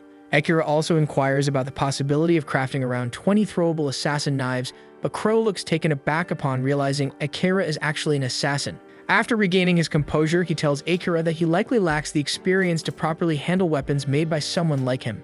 Emilia immediately takes offense to what sounds like an insult toward Akira's skill, but Akira can't exactly argue with the assessment. Night steps in and tells Emilia to let it go because while Crow may be a blacksmith now, he used to be part of the hero's party, and when it comes to battle experience, he definitely knows his stuff. Even though Crow stands by what he said about Akira's lack of experience, he still agrees to take on the job of forging the weapons Akira requested. He scribbles down a detailed list of the materials Akira will need to gather for the job, and in the meantime, he says he'll be holding onto Akira's sword to keep it from getting damaged any further. Crow, claiming the sword, comes as a bit of a surprise, but Night assures Akira that his weapon is in good hands, and there's no one better than Crow when it comes to this craft. Akira trusts Night's judgment, but that doesn't change the fact that he has no idea where to even start looking for all the materials listed. Night explains that the fastest way to find them is by exploring the city's labyrinth, and as a bonus, it would give Akira a great opportunity to level up, which makes the plan sound perfect to him. The labyrinth is located near the center of the city, but getting access depends on a person's adventurer rank. Akira doesn't think that's going to be much of a roadblock, so he starts putting together a game plan for the hunt. While he's doing that, Emilia asks if it's okay for her to step out for a bit since there's something she wants to discuss with Crow directly. Akira says it's fine by him because he still has a lot of research to do about the labyrinth before diving in anyway, but he does ask Night to go with her and keep him updated via telepathy if anything seems off. A short while later, Emilia and Night make their way to Crow's workshop. Once there, Emilia brings up something she'd heard, that during the failed mission to defeat the Demon Lord, only the hero and one beastman made it out alive. That beastman she assumes must have been Crow. Crow tells her she's welcome to mock him if that's what she came for, but that wasn't Emilia's intent at all. She believes Crow survived because he was strong, and that's why she wants to ask him to teach her how to fight. Crow turns her down immediately, saying he made a decision long ago to never take on another apprentice. He explains that every person he tried to train either quit or fell into a deep depression, so he doesn't see the point in wasting his time. But Emilia firmly promises that she won't give up or break down. She wants to walk beside Akira with her head held high, and if he's going to keep getting stronger, then she wants to grow too, so the gap between them doesn't keep widening. Crow once again calls Night the nightmare of Adley and reminds her that their agreement was strictly about fixing Akira's weapon. But Night calmly points out that Emilia is making this request on her own, so it has nothing to do with Akira. She also politely asked him to stop using that old title, saying that her name is Night now. Curious, Emilia asks why he keeps calling her that in the first place. Night explains that years ago, the Demon Lord sent her to Adley as punishment after the humans invaded demon territory. Her official task was to issue a warning to the city's leaders, but she let her fury take control and went far beyond what was necessary, reducing the entire city to rubble. She admits she had no justification for what she did and takes full responsibility for her actions. That's the very reason she asked Akira to end her life when they first met, but she's changed since then, and as long as she serves under Akira, something like that will never happen again. Crow asks her if she really believes it's that easy to leave her past behind, but Knight says she knows full well that what she did can't be forgiven, so if he still hates her, she understands. To her surprise, though, Crow says he's never held any hatred toward her. A few years back, after he and the hero party failed to defeat the Demon Lord, Crow was holding a memorial at his sister's grave when Knight happened to appear. She immediately recognized him as one of the few survivors from that battle, and when she saw he was grieving, she told him he could kill her if he wanted and she wouldn't resist. But Crow told her that he didn't blame her for what had happened, and as far as he was concerned, she was nothing more than a weapon forged by the Demon Lord to carry out his commands, and blaming her would be no different than blaming the blade rather than the one who wielded it. In response, Knight asks if he ever planned to confront the Demon Lord again, but Crow calmly tells her that neither she nor the Demon Lord was responsible for his sister's death. After Knight's attack on the city, Crow's sister had been doing her best to help people who were trapped beneath the rubble, but at that same moment, a nobleman was frantically trying to escape.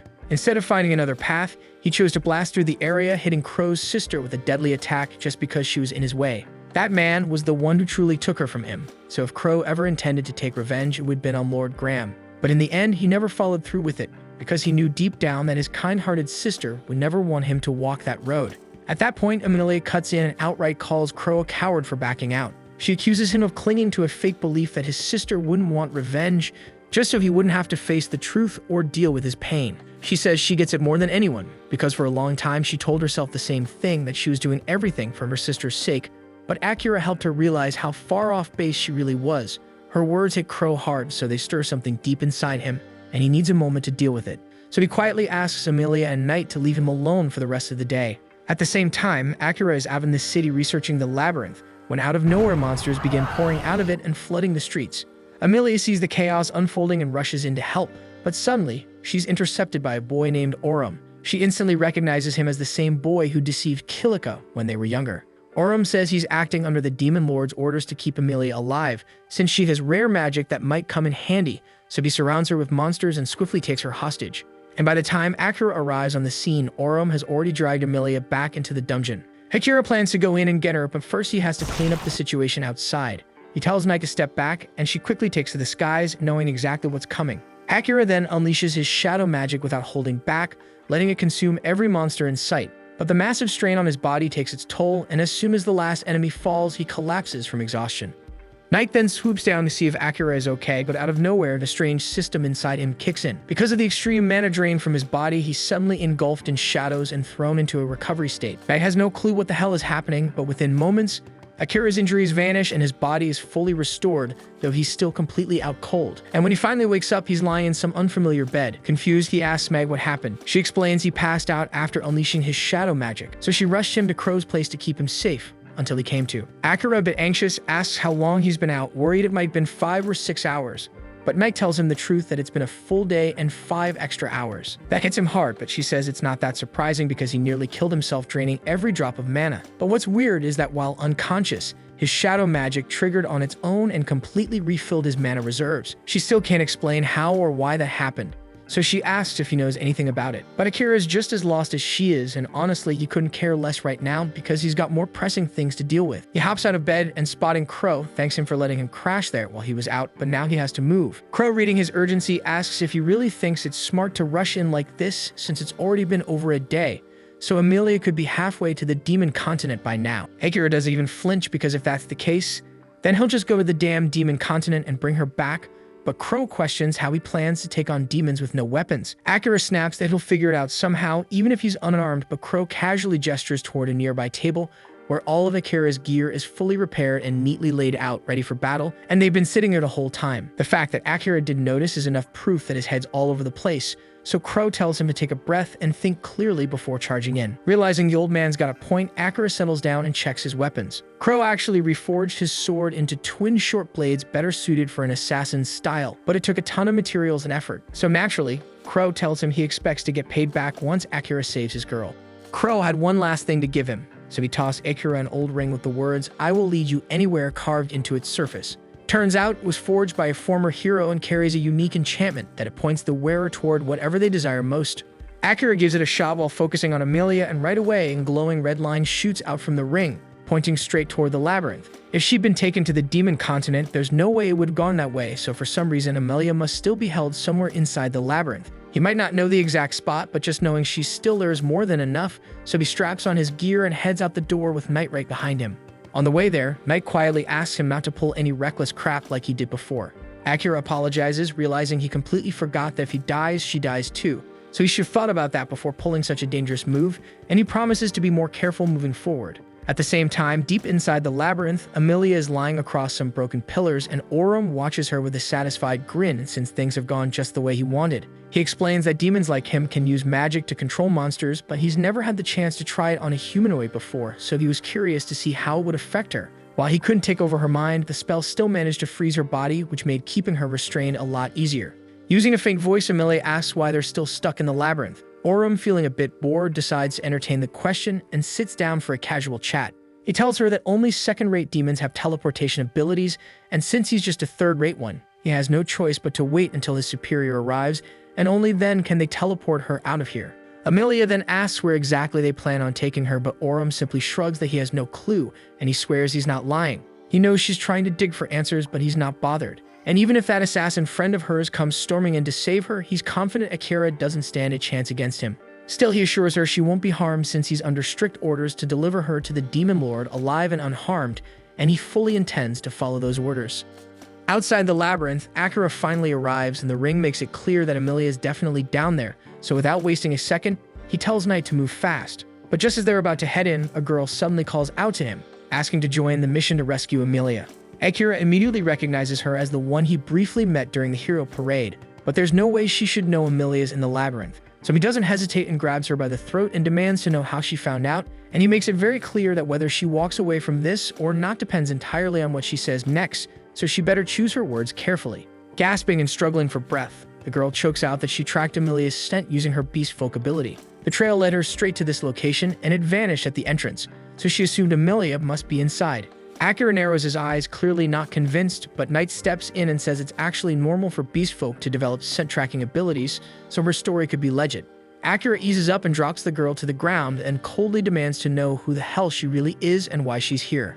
After catching her breath, the girl introduces herself as Laya Lagoon, the first princess of Uruk. She says she received intel that the Demon Lord had set his sights on Princess Amelia, so she came to warn them. But if that's true, Akira asks why the hell she didn't speak up the moment he and Amelia arrived in town. So Laya explains she didn't think anyone would believe her without hard evidence. She wanted to investigate and gather proof first, but before she could do that, the demons made their move. Akira still isn't sure if she's being honest, so he activates his scan skill to check her status.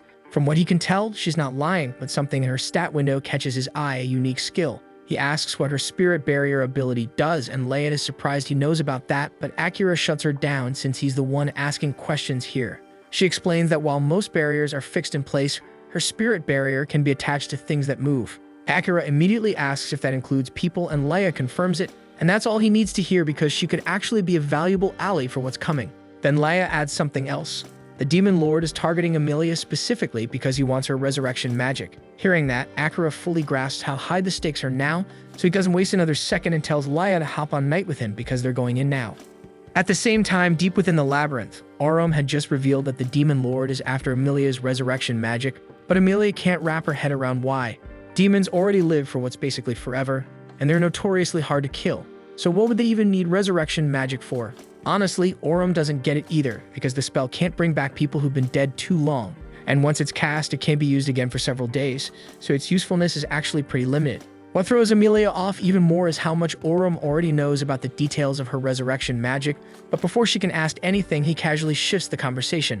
He reminds her that once he kills Akira, she won't be able to bring him back anyway, because she already used the spell on herself after taking that fatal blow. He grins, practically giddy at the thought, saying he can't wait to see the look on her face when Akira's lifeless body hits the ground, and he wonders if her reaction will match the sheer horror he saw on Kilika's face all those years ago.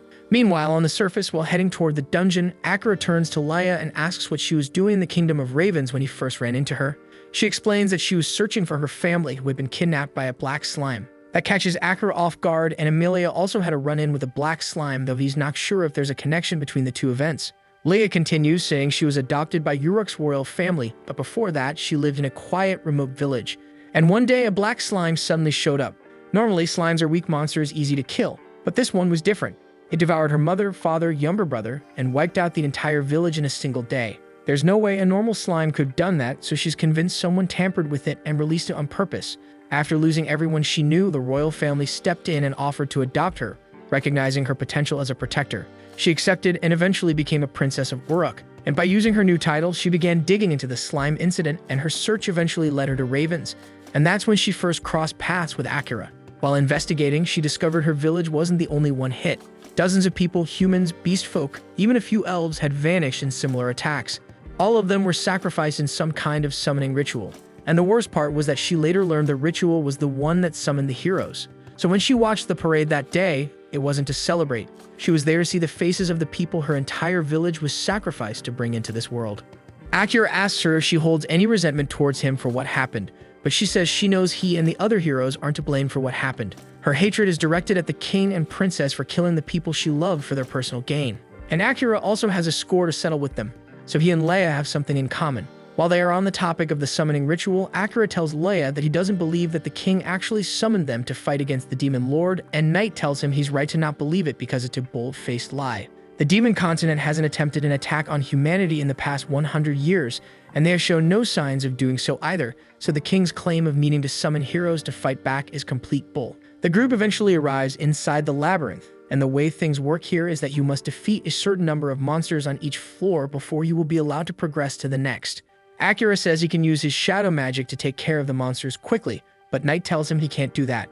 He's going to have to fight a demon when they find Emilia, so it's a bad idea to risk exhausting himself before they get there. But Akira says they have no other choice since Leia can't fight, and he's the fastest one here. Knight tells him she can fight in his place, and if she goes into battle mode, she should be able to tear through the monsters on each floor in no time. But there's a risk of her losing control to her instincts in that form, so she's worried she might hurt Akira or Leia.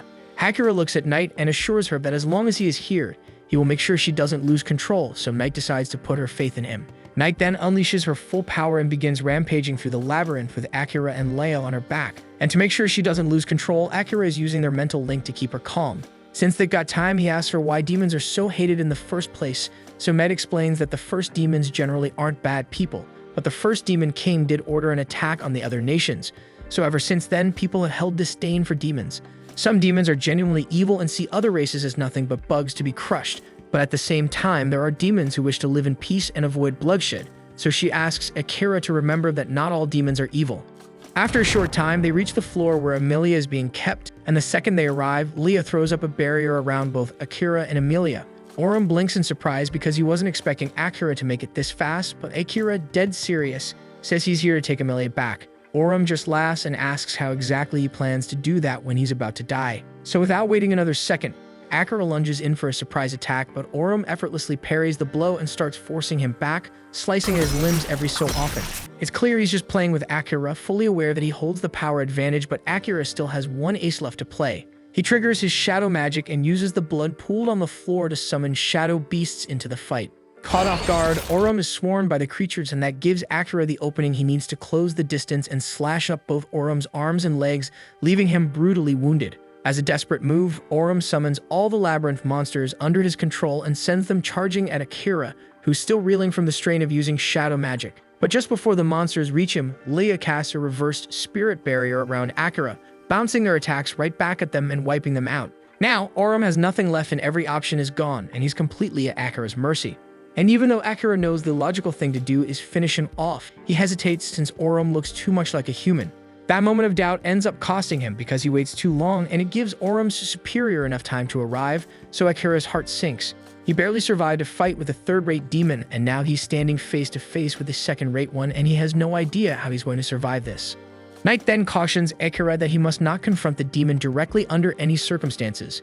And it's obvious that this guy's on a completely different tire, so Akira needs to play it smart if he wants to make it out alive. The demon notices that Orum is out of commission, so he flings him across the room with a flick of his power, making sure he's out of the way. And without wasting a second, he throws a ribbon around the group and crushes the barrier Leia had put up like it was paper, leaving her stunned that he broke through so effortlessly. She scrambles to get back up and cast another, but Akira stops her, warning her it's way too risky. The demon agrees that backing off is the wise move, claiming he's not after her anyway, and his target is Amelia. A split second later, a ribbon slams into her and sends her crashing into the wall. Akira bolts to her side, but the demon casually tells him not to panic because she's still breathing, just paralyzed from now, so she won't be a problem. Akira shoots him a death glare, and even though he's burning to retaliate for what he did to Amelia, he knows picking a fight now would be suicide. So instead, he starts plotting a way to bail, but Mahiro sees right through him, and since chasing someone through the dungeon sounds like a pain, he seals off every escape route. So now Akira's boxed in, forced to stand his ground. The problem is that he already tapped into his shadow magic once and he's running on fumes. And with how overpowered Mahiro is, there's no way hiding his presence will do any good. Then out of nowhere, the demon asks Akira if his family name is spelled the same as Oda Nobunaga's or if the kanji are different. The question hits Akira like a brick because the only way Mahiro could know something that's specific is if he's Japanese too, and he confirms it. He introduces himself as Abe Mahiro, saying his path here was a bit different from Akira's, but he's also from Japan. He admits it would have been nice to meet under better conditions, but right now his mission is to capture Amelia, and if Akira stands in his damn way, he's going to have to kill him. Mahiro then activates his power and fires off a barrage of energy blasts, and Akira does his best to dodge, but Mahiro's in complete control of them. So one curves midair and slams into his shoulder.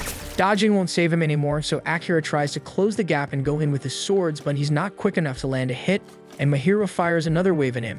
Evading again would be pointless. So this time, Akira activates a restricted version of his shadow magic, letting the energy disperse across his body instead of tearing through it.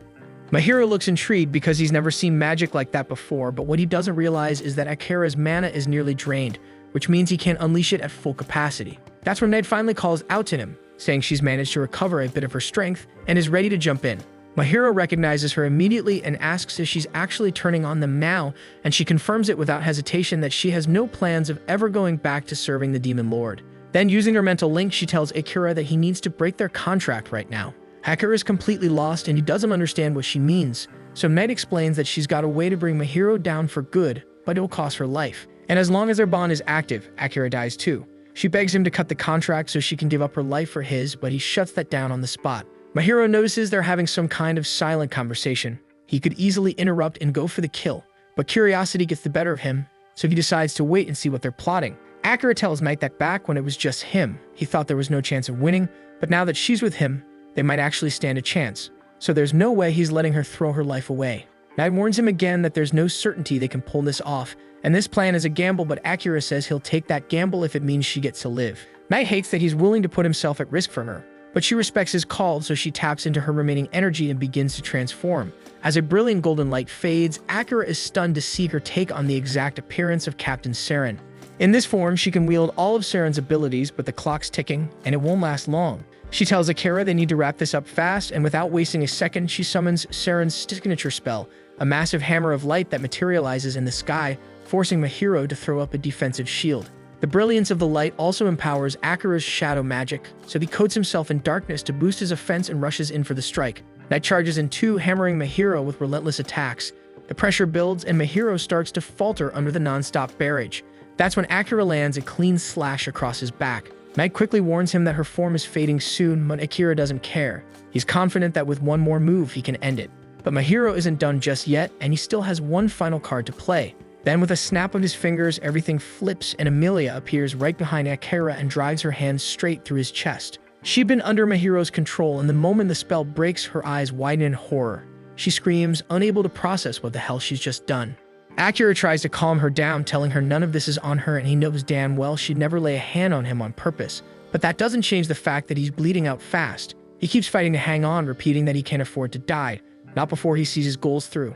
But a second later, the light vanishes from his eyes and his body goes still and cold. Just as his heart is about to give out, the system buried inside him kicks in, detecting the fatal state of his injuries, and immediately triggers emergency healing mode. A surge of energy bursts from Akira's body as the system begins patching him up. Mahiro notices and rushes in to finish him off, but the system has already thrown up an unbreakable barrier, so his follow-up strike can't even scratch it. Once the regeneration is complete, Akira starts to rise again, but this time he's not in control. The system has classified Mahiro as a high-level threat, so it switches to combat protocol and launches straight at him. The two collide, and with the system calling the shots, Akira's shadow magic becomes razor-sharp. So when Mahiro counters with a desperate slash, Akira blocks it with a wall of shadows, then whips those same shadows forward to bind Mahiro where he stands. The system issues a final warning: reverse the spell on Amelia and disappear or die right here. But Mahiro refuses to cave and instead goes after Amelia, planning to force Akira into a corner and make him take the hit from her. The system couldn't care less about Amelia, but Akira does, and just knowing she's in danger jolts him back to consciousness. He sprints toward her without a second thought, using his body to shield her from the attack, but just before the deadly spikes hit, Mahiro's magic fizzles out completely, and the one responsible is Crow. He made his way down here, worried sick about Akira, and luckily his timing couldn't have been better. Mahiro stares in disbelief because he was sure Crow had died decades ago. But here he is alive, standing tall, and clearly not someone Mahiro wants to pick a fight with right now. So he calls it quits, forms a teleportation circle, and vanishes from the battlefield with Orum. Akira breathes a sigh of relief knowing it's finally over and that Amelia is safe. But all that strain finally crashes down on him and he blacks out. And when he finally opens his eyes again, 3 days have passed. Amelia and Knight have been at his side the entire time waiting, and they're beyond relieved to see him awake again. Not long after, once Crow notices Akira is awake, he drops by to check in, and he's brought a few guests who were eager to see him. To Akira's surprise, those guests turn out to be his classmates. They explain they found out Akira was here because Jills has known Crow for a long time, and when they came to upgrade their gear, he told them about Akira's whereabouts. Akira lights up, genuinely happy to see they'd all managed to break free from the king's curse and escape the castle. They explain that it was Jills who undid every last curse, and for that, they couldn't be more grateful. Speaking of Jills, Akira asks if he's really allowed to be here, considering he might get in trouble for ditching his post. But Jills shrugs it off, saying there's nothing to worry about since he got kicked out of the Knights already. The king decided the order was getting in his way, so he disbanded them altogether, and Honasil, that's exactly the kind of move Akira expected from him. Isagina steps up and tells Akira he's been waiting for this reunion, then asks if he'd be willing to join forces with them. But Knight immediately cuts in, saying she's the only partner Akira needs. Isagina snaps back, telling her to stay out of it, as Akira can speak for himself. Akira raises a hand and asks everyone to take it down a notch, and before he gives them an answer, he wants to hear what they plan to do next. Tsukasa explains that they've been thinking about going after the Demon Lord soon, but Knight scoffs at that, flat out saying they're nowhere near strong enough to pull that off. Yuki doesn't take the insult lightly and demands to know why Knight's been riding him so hard. Akira actually agrees with Knight's assessment, and they're still too weak for something that reckless, but her attitude isn't helping right now, so he politely asks her to step outside for a minute while he finishes the conversation. Once Knight leaves, Akira turns back to the group and asks why they're even planning to go after the Demon Lord. Tsukasa explains that if they pull it off, their influence will skyrocket, and they might finally have enough leverage to negotiate with the King of Redis, maybe even get him to send them home. After all, if he summoned them, there must be a way to reverse it. On paper, it sounds like a plan, but Akira is not buying it. For one, what gave them the impression that they could reason with a man who mind-controlled a bunch of kids and murdered Saren just to chase his own selfish goals? And even if the king does have a way to send them back, Akira refuses to make any deal with someone who sacrificed hundreds of innocent lives just to drag them into this world. At that point, the others ask Akira what his own plan is, since he must want to return to his world too. Akira explains that the demon Mahiro can create teleportation circles, so there's a chance he knows something that could help them get back. Akira intends to break into the Demon Lord's castle one day and force him to talk, but before any of that, he has to settle the score and avenge Saren's death. After that, he'll do whatever it takes to make it home, but hearing those words hits Amelia hard. She wants him to succeed more than anything, but she also doesn't want to be left behind. The emotions hit all at once and she quietly leaves the room to clear her head, and Akira follows after her. He finds her standing at the cliff's edge overlooking the water. Amelia admits she's always known they have to part ways someday, but that doesn't make it any easier to face. There's something she needs to confess, and Akira immediately tries to tell her she doesn't need to apologize for what happened in the dungeon, as it wasn't her fault because Mahiro had taken control of her. But that's not what she means. Hurting Akira tore her apart, but for just a split second, a twisted part of her felt relief because if Akira really died by her hands, he would never forget her. The idea that he'd go back to his world and eventually erase her from his memory scared her more than anything. She knows it's a horrible thought, and Akira doesn't really know how to respond to it. But what he does know is how he feels about her. He tells her that in his world, when two people vow to spend their lives together, they wear rings on their fourth fingers. He doesn't have a ring, but instead he gives Amelia his sword and uses it to carve a ring around his own finger. Then he looks into her eyes and tells her he loves her, and if she's willing, he wants to be her partner for life. Amelia's heart practically bursts with joy, and she tells him she loves him too. And with tears in her eyes, she makes the same cut around her own finger to match his, sealing their vow to stay together. Akira gently takes her hand and asks if there's anything she wants from him. So Amelia holds on to him and says all she wants is for him to promise that he won't die, he won't forget, and he'll never leave her behind, and Akira swears he'll do everything he can to keep those promises. And as the sun breaks over the horizon, the two share a kiss that marks the start of something beautiful. Back at Crow's place, Tomoya fills everyone in about a festival happening in a nearby town and mentions that it features an annual beauty pageant, but there's a dark twist. Each year, the winners mysteriously vanish after the event, and because of that, whispers of a trafficking ring have been spreading. The group figures the rumor might be true, and they figure that if they catch whoever's behind it, they'll prove themselves worthy in Akira's eyes. So the next day, they all set off for the city of Mali. And since Emilia was itching to enjoy the food and festival fun, Akira decided to tag along with the rest of the crew. Once they arrive, Emilia lights up with excitement at the idea of joining the contest. Thinking there might be food as a prize and knowing how hyped she is, Akira quietly keeps walking so he doesn't ruin her mood. On the way to sign-ups, they stumble into a scene where a girl is shouting at the receptionist, accusing them of being racist. Curious, Akira asks what's going on, and the girl explains that demons are banned from competing. He's caught off guard when she casually reveals she's a demon herself, but she doesn't seem the least bit bothered by it. Knight instantly recognizes her, and the girl casually introduces herself as Laddie. After hearing she's a demon, Akira tries checking her stats, but nothing shows up. Out of nowhere, Laddie grabs his arm and begs him to help her get into the contest, leaving him stunned. Emilia, not thrilled with another girl clinging to her guy, jumps in and pulls them apart. She flashes her medallion to register herself, and the moment the receptionist spots it, she immediately realizes Emilia's an elven princess. Emilia is clearly pleased to be getting the respect she thinks she deserves, but then she turns and glares at Akira for letting another girl get handsy. So he tries to explain that Laddie just clung to him out of nowhere. And after igniting jealousy in Emilia, Laddie keeps arguing her case with the receptionist, pointing out how every other race is allowed, just not demons. Seeing how determined she is, Emilia admits Laddie doesn't seem like a bad person. So Akira steps up and says he'll take responsibility for her, and with Emilia's approval, the receptionist agrees to let Laddie enter under her name. Laddie thanks him, then suddenly recognizes Knight, so Meg mentions that he's now under contract with Akira. When Akira asks how they know each other, Knight says he'll explain later because there are still a few minutes left before the contest starts. Laddie then invites both Akira and Emilia to check out the rest of the festival with her, and they agree to tag along. Not long after, Laddie is already out in front of the crowd, hyping herself up and handing out autographs like a pro. Knight watches with a smirk and tells Akira that Laddie is just on a different wavelength altogether, while Emilia comments that for a demon, she actually seems pretty decent. Not far off, a few girls suddenly spot Akira and start whispering excitedly, calling him the Silent Assassin. He's completely lost on where that title came from, but Crow fills him in that it's the name people gave him after he used his shadow skills to fend off the monster horde and save the city. As a reward for that, Crow presents Akira with a yellow adventurer medal, saying the guild officially bumped up his rank. Akira doesn't really care about that stuff, but Emilia chimes in saying she's at silver rank and his sister Kilika's already gold. The other students around him also mention their yellow rank now, letting Akira know they've got his back if he ever needs backup. Right then, Laddie calls out to Emilia and waves her over to try some snacks, so she eagerly heads off. Akira quietly tells Mike to tail her, just in case someone shady tries anything. He then wonders how Emilia got so chummy with Laddie so fast, so Crow points out that the trip to Mali took 2 full days, and they probably bonded somewhere along the way.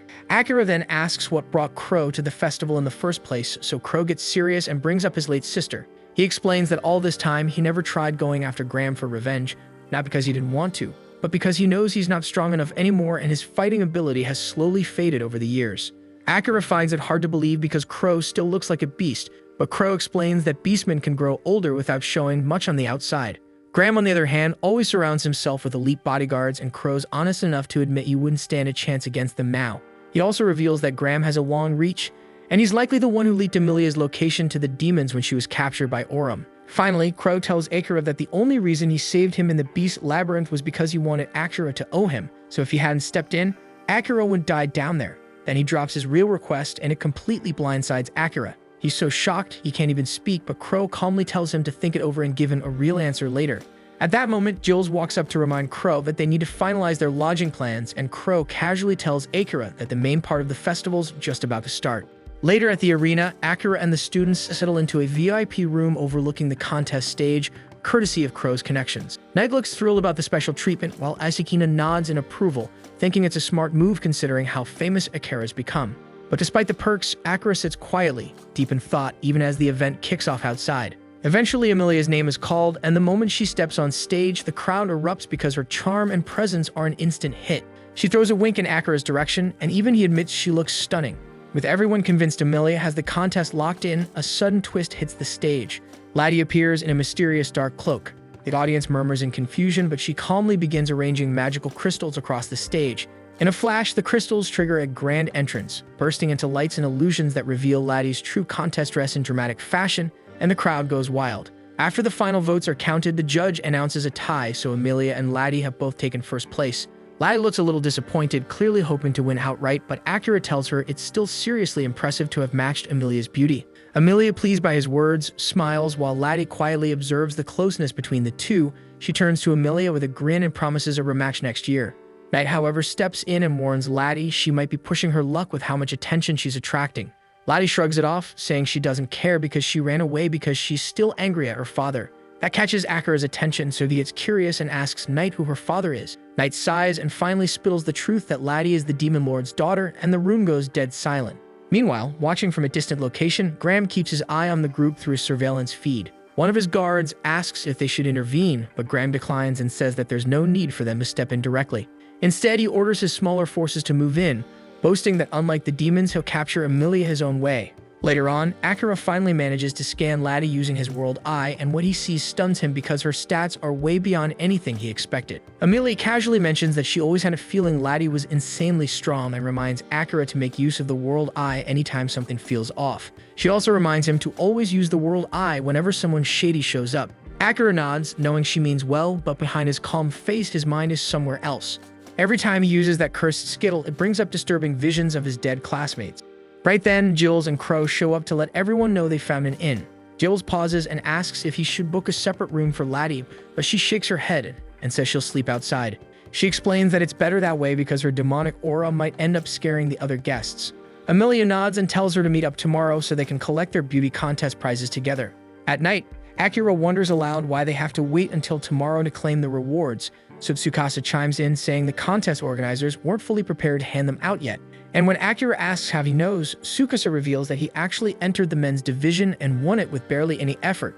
While he was up there, he noticed the staff scrambling, clearly unprepared for the awards ceremony. Thinking about the reward, Amelia immediately assumes it's going to be some kind of delicious meal. After that, the boys head off to take a bath before bed.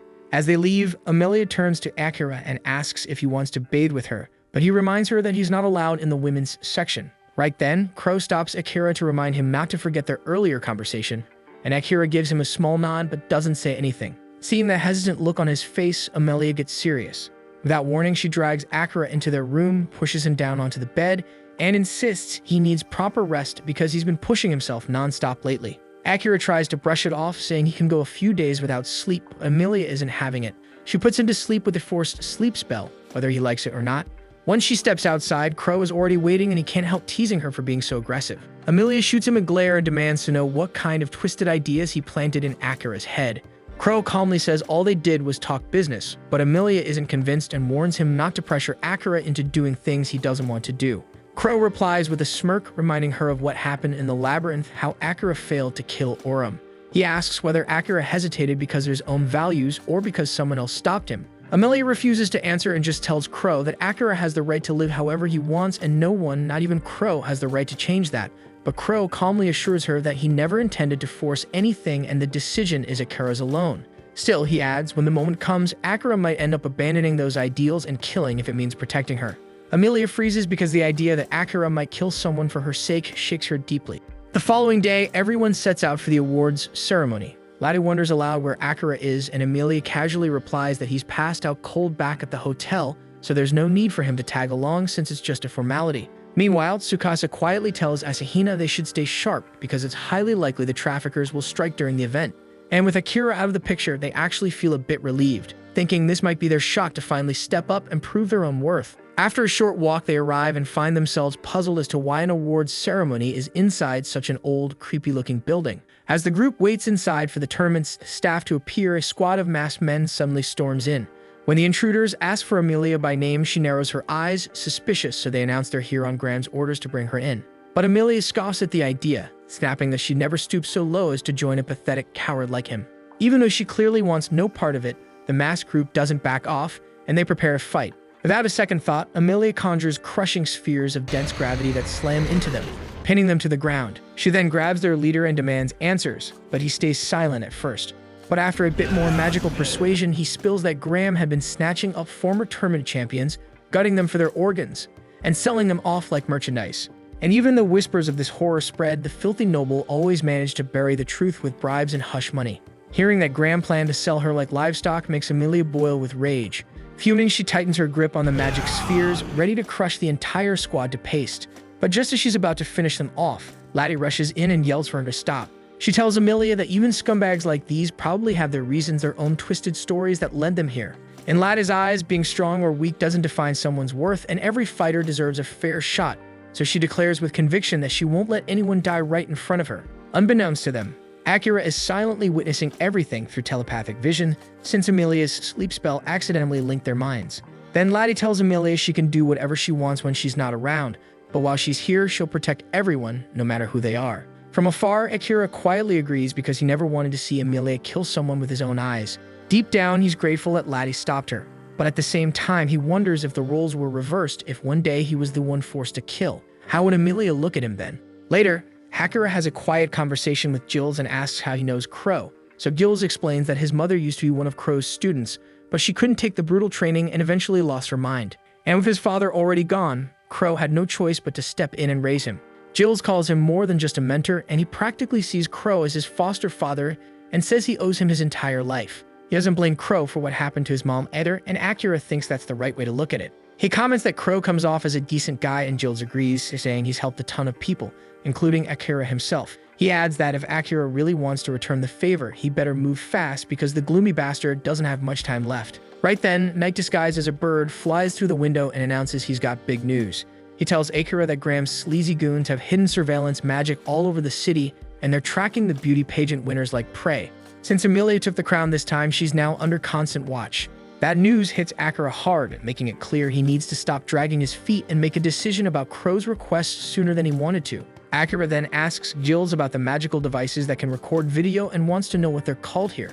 Gilles casually says they're known as cameras, which stuns Akira for a moment. Knight chimes in and says the idea actually came from a past summoned hero, and the locals just figured out how to replicate the concept using magic. Gilles adds that a lot of inventions were passed down by former heroes, but the biggest example is the country of Yamato because its food, buildings, and culture are almost in mirror of one hero's homeland. Right then, Amelia and the others return from their short trip. Akira wastes no time and calls the key members into the back room for a private talk. Asahina lights up, thinking this means Akira's finally decided to join their team.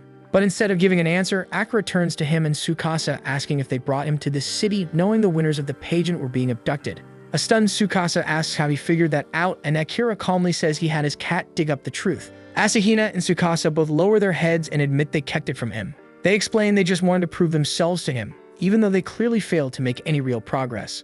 Akira informs them that he appreciates their intentions, and he's honestly glad to see they came completely ready to fight. Asahina then asks if that means Akira is finally joining their group, and Akira nods, saying their goals line up, so he'll back them up. Still, he makes it clear his priorities don't match the rest of the class because his top concern is making damn sure Graham never lays a finger on Amelia again.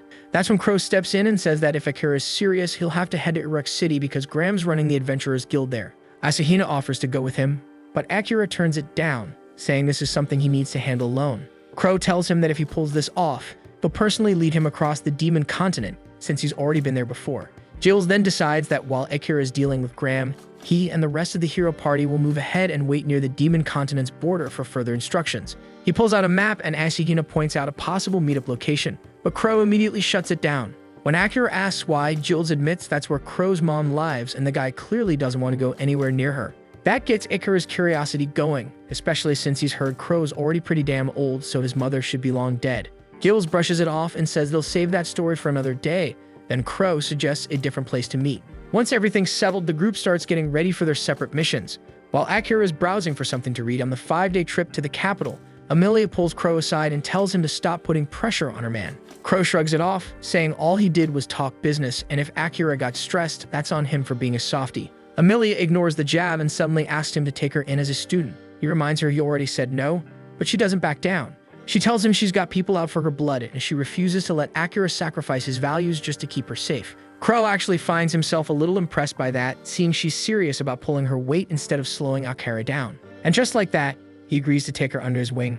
Not long after, Akira is all set to go, and Gilles hands him a bag he forgot to grab from Saren's room back when he fled the kingdom. Asahina tells Akira they'll keep training and getting stronger while they wait for him, and the two exchange a final promise: don't die.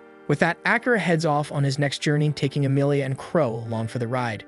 Crow begins training Amelia right inside the carriage, and she's so drained from the brutal pace that she dozes off the moment the lesson ends. Akira watches her pass out and asks Crow if he isn't pushing her a bit too hard, but Crow just shrugs and says that Amelia might be the most gifted student he's ever had. He admits he actually admires her a lot because he's heard the stories about her inventing resurrection magic and saving her homeland, and it left a big impact on him. He even tells Akira that he was so moved by her legend, he once named a neighbor's newborn using part of her name. Akira immediately connects the dots that Crow's talking about Princess Leia, and Crow confirms it. Then Akira asks why, if he respected Amelia that much, he was so cold to her earlier. Crow replies bluntly, she didn't live up to the hype, but after watching how well she's handled his lessons, his respect for her has started to return. He shares that the hero he once worked with used a spell that could instantly copy or nullify any magic used against them, and Crow actually managed to replicate it. Pulling off a feat like that requires total fluency in the ancient language, which is insanely hard to master. But Amelia is doing something even crazier. She's crafting an entirely new skill that lets her understand the ancient tongue on the fly. Akira comments that Crow must have been something else to learn it manually, and Crow says he just had time, lots of it. He explains that beastmen naturally live twice as long as humans, and on top of that, his mother drank some strange potion while pregnant with him, doubling his lifespan again, so Akira finally understands. But then Crow adds that his long life hasn't meant much, and if he can just get revenge for his sister, he'll be ready to die without regrets. Meanwhile, Knight is off on his own, snooping around the Adventurers Guild and poking into the local government just as Akira ordered. That's when he runs into Laddie, who's also wandering around with no real direction. The second she hears Knight is digging into something, she scoops him up and insists she's going to help whether he likes it or not. Back with Akira's group, they finally arrive in Uruk City, the capital of the Beastman Kingdom. Crow tells Akira he'll go handle the inn arrangements and asks him to take Amelia out for some sightseeing in the meantime. Akira protests, saying he doesn't know a thing about the place, but Crow assures him that Leia is already on her way. He tells Akira to meet up at the giant fountain in the city center by evening and encourages him to just relax and enjoy his free time. So Akira and Amelia head off to spend the day together, deciding to enjoy a casual date before Leia arrives. They then sample a bunch of different dishes and share a few wholesome moments before the Beast Folk Princess finally arrives to show them around. She takes them on a calm boat ride, explaining that drifting along the river is the best way to experience the heart of the city. Once that's done, Leia leads them toward the royal palace and reveals that her father, the king of Uruk, has arranged an official banquet to honor the elven princess' arrival. While heading there, Akira takes a moment to thank her for saving their lives during the last incident, then asks if her barrier inversion skill was a modified version of Crow's inversion spell. Hearing that catches Leia off guard, and she quickly clarifies that her technique is just a twist on regular barrier magic, so it can still be broken if hard enough. Crow's inversion, though, is on a whole other level. His version activates instantly and can't be overwhelmed by any kind of magic or attack. She admits she did try to model her version after Crow's spell. That's when Akira mentions that Amelia is now training under Crow, and he figured Leia might have some tips to share. The moment she hears that Crow is actually teaching his inversion spell to Amelia, Leia totally loses it, then turns to Akira and blurts out that he's just as impressive as Crow. She even gushes about how badass he looked when he used his shadow magic to take down the demon, but Akira doesn't have the heart to tell her that he wasn't exactly in control back then. Before long, they reach the palace throne room where the Beastfolk King personally welcomes Amelia and Akira. After exchanging some formal greetings with Amelia, the king thanks her for rescuing his adopted daughter in the dungeon. Amelia humbly says that it was really Crow and Akira who did the saving, and the king nods, saying he'll thank Crow in person later. Then he turns to Akira and tells him there's a mission that only someone with his unique skill set can handle, but Akira calmly replies that he'll consider it after hearing the full story. The royal guards tense up in his casual tone, but the king isn't offended at all. He straight up tells Akira that he needs someone eliminated, and in return, he'll guarantee Akira total protection throughout the country. Akira flat out refuses, and that throws the king into a bit of a panic. Desperate, he ups the reward and begs him to deal with Graham, one way or another. Now it's Akira who's caught off guard, wondering why everyone seems hellbent on killing Graham. The king explains that while Graham was removed from his position as minister, he's still abusing his authority as the head of the Adventurers Guild. He's turning his mercenaries loose and stirring up chaos, which is wrecking the kingdom's image. But Akira just looks at the king and tells him point blank that it sounds like his damn problem, not his. The king again promises Akira full protection within the kingdom, but Akira bluntly replies that he doesn't need protection from someone weaker than him, and he's strong enough to take care of himself. That ticks off the Royal Knight Commander, who snaps back, accusing Akira of not being as powerful as the rumors claim. Amelia instantly takes offense and gets ready to fight the commander herself, but Akira stops her, saying that proving his skills will shut everyone up faster. The centaur actually likes the sound of that and asks the king to authorize a duel between them, and despite Leia's protests, the king agrees, and the two men head for the arena to settle it. As soon as they arrive, Akira tosses his twin blades over to Amelia, which the centaur sees as a massive insult, thinking Akira is mocking him. The second the duel starts, the centaur charges in from the side and hurls chunks of rock to force Akira back. But Akira dodges effortlessly, sidesteps the centaur's rapid assault, and manages to hook a rope around one of his hind legs. That alone doesn't stop the commander, and he yanks Akira in close instead. Akira ducks under the heavy axe swing and uses the nearby structure to leap straight at the centaur, ending the fight in an instant. He shreds the commander's weapon and presses a blade to his throat, winning the duel clean. The king is thoroughly impressed, and Amelia tells him not to ever order Akira around again. The king accepts that, then suddenly turns on Amelia, mocking her for loving a human who won't live nearly as long as she will. His words hit deep, and she stays quiet and downcast as she and Akira leave the palace. He notices her mood and gently asks if she's okay, and Amelia quietly says that being with him makes her happy and that he's amazing. He thanks her for choosing him over staying with her people, and she gets teary-eyed hearing that. She throws her arms around him and says that if he dies, she'll die with him. Later, Akira arrives at the fancy hotel Crow booked free of charge thanks to a huge debt the owner owes him. Amelia suggests they mess around in bed before dinner, but Akira turns her down, saying he'd rather spend time reading. Crow chuckles, saying Akira reminds him of someone else who was obsessed with knowledge, and that guy eventually became known as the Sage. Curious, Akira asks who he's talking about. When Crow says it was Saren, Akira is shocked. He admits he owes Saren more than he can say and swears he'll avenge him someday. That's when Crow tells him he can speed that up by taking on his request. Curious, Akira presses him, and Crow drops the bomb that Saren's killers were hired by the king, but the hit was arranged by Graham. Hearing that shakes Akira to his core, and for the first time, the thought of killing Graham himself starts to feel very real. Crow then informs Akira that he already asked him to take out Graham earlier, and now, more than ever, he's got plenty of solid reasons to follow through. That instantly ticks off Amelia, and she demands Crow withdraw the request, saying it's an insult to Akira. But Crow just shrugs and says it's Akira's call now, so he can decline if he wants. Still, he makes it clear he's only going to guide Akira through the demon continent if the job gets done. Then he sweetens the deal even more, promising Akira free repairs on his gear with no labor or material costs. As a bonus, he'll even let him keep the locator ring that points toward whatever item he desires most. And to top it off, Akira doesn't even have to repay him for saving them back in the dungeon. Amelia snaps at him to cut it out, but Akira signals her to stay quiet, telling her not to act like his damn attorney. He reminds her that this is his decision, and she doesn't need to stress over it. Amelia opens her mouth to preach about how killing is wrong, but before she can start, Akira tells her flatly that if Graham really is the reason Saren's dead, then he deserves punishment. And since Graham's now targeting Amelia too, wiping him out might actually be the smart move. Right after that, Crow insists he wasn't bluffing when he said the king had sent hitmen after Graham. Amelia argues that it doesn't matter, but Akira tells her once again to stay out of it. Crow keeps going with his report, explaining that Graham's surrounded by a crew of the strongest bodyguards on the entire continent, all juiced up on magic enhancers. These drugs turn average soldiers into demon-level monsters but strip away their free will. Crow warns that Graham could build an entire army of brainwashed beasts ready to fight demons head-on, and that's what makes him such a major threat. Akira figures that must have been how those assassins managed to take down Saran, and Crow agrees, saying not even someone like Saran could have handled a squad on those super serums. He urges them to deal with Graham fast because the longer they wait, the worse he'll get. Graham's been smuggling slaves and shady goods to demons in exchange for rare materials only found on the demon continent. He uses those to make even more enhancers and grow his army even larger. That's when it finally hits Akira just how serious this whole thing is, and he walks out to think it over. Amelia quietly follows behind, clearly worried, while Crow sits back, already sensing that no matter what Akira ends up choosing, it's gonna hurt him, and the people closest to him either way. The following day, when Akira shows up to meet Crow, he looks visibly tense, like his mind's still caught up in heavy thoughts. That's when Leah arrives, and without wasting a second, she apologizes to Akira for what went down in the royal court yesterday. He assures her it wasn't her fault, even though he admits he was a bit irritated with the king. But Leah explains that she's really apologizing because she failed to stop her father from trying to rope Akira into his shady business. Crow perks up at that and asks if the king seriously asked Akira to take out Graham, to which Akira nods, adding that he already turned the job down. Crow scoffs, saying that if Graham's crimes were exposed to the public, it would stain the king's image. And if the king tried to deal with it officially but failed, Graham's influence would only grow stronger. So instead, he tried to use someone expendable like Akira to quietly eliminate Graham. Leah lowers her head again and apologizes to both of them, saying her father even disrespected Amelia. That's the first thing that actually makes Akira react, but Amelia brushes it off, saying it was so minor she barely even remembers it.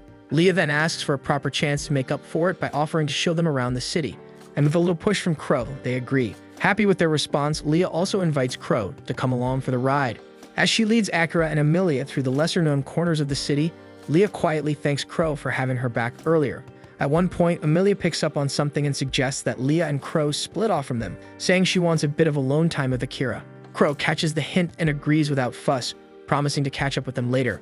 Once they're gone, Akira turns to Amelia and asks why she sent them off like that. She tells him straight that it's obvious Leah has a thing for Crow, so she figured she'd give her a little help. Akira is stunned, mainly because of the age difference, but Amelia shrugs, saying that for Beastman, age really doesn't matter. Besides, she actually wanted a serious talk with him. She leads him to a quiet bridge and pleads with him to turn down Crow's offer. According to her, they can still make it to the demon continent without his help. She even brings up something Laddie once told her, that even so-called villains have their own reasons, and they don't all deserve to be killed for their past. Meanwhile, Laddie is still tagging along with Knight during his scouting mission. He can't believe she hasn't bailed yet, but she casually replies that she'll do whatever it takes to stay away from her father. Knight admits he knew they didn't get along, but he had no idea things were that rough. Laddie vents, saying that just because her dad's the demon lord doesn't mean he gets to rewrite the rules of the world. Knight's about to press her for more details, but Laddie suddenly spots an inn up ahead and instantly forgets what they were talking about. Curious, she heads straight for it, ignoring Knight's call for her to wait. Once inside the inn, Laddie casually orders some dry bread to munch on while striking up a chat with the receptionist. He asks if she's an adventurer looking to make some quick coin, and she nods, saying she's planning to try her luck in the capital. The receptionist warns her to stay alert because jobs that pay well in this city come with serious risks, and word is, even demons are mixed up in it, but Laddie shrugs it off like it's no big deal. The receptionist then suggests she stick to delivery runs to the human kingdom, and the pay might not be great, but they're way safer. Curious, Laddie asks for more details, and the guy explains that the guild master's been using adventurers for the deliveries instead of the usual transport companies, which probably means there's something fishy behind it. After leaving the inn, Laddie turns to Knight with a proud grin, asking what he thinks of her intel gathering skills. Knight's impressed, thinking she planned the whole thing out, and says they actually got some solid leads on Guildmaster Graham, but he adds that she would have nailed it completely if she hadn't left her autograph on the inn wall before walking out. Back in the city, Akira tells Amelia that while what Laddie said about understanding villains has merit, it won't change his mind. He explains that he'd already decided to avenge Saran long before he met her, and now he feels even more driven to take out Graham to keep her safe. Amelia tries to reassure him, saying she's been getting stronger and can protect herself just fine, no matter who targets her. But Akira's not buying it and says that turning down Crow's offer would feel like slowly rotting away, crushed under the weight of a revenge he's desperate to complete. With that, he ends the conversation and refocuses on the journey ahead. Meanwhile, Crow is leading Leia out past the edge of the city. She asks where they're headed, and he just tells her she'll see when they get there. Leah crosses her arms and pouts, complaining that he keeps treating her like a little kid. She grumbles that he never takes her seriously and won't even teach her inversion magic, even though he's been training Amelia. Crow explains that teaching her something like that could seriously damage her mind, and before she can even react, he announces they've arrived. They're standing in a vast field of red spider lilies, and Leia lights up with excitement because it's her first time seeing them. Crow tells her those flowers are actually from Akira's world, and a hero from a previous era must have brought the seeds over when they crossed into this one. Leia then reaches out to touch one of the flowers, but Crow gently stops her, warning that they're poisonous. He then shares that Akira once told him the red spider lilies symbolize death and the afterlife, which is probably why they look so hauntingly beautiful. That thought strikes a chord with Leia, and she softly asks why he brought her here. Crow answers that he stumbled upon the field during a walk and thought it'd be nice to show it to someone.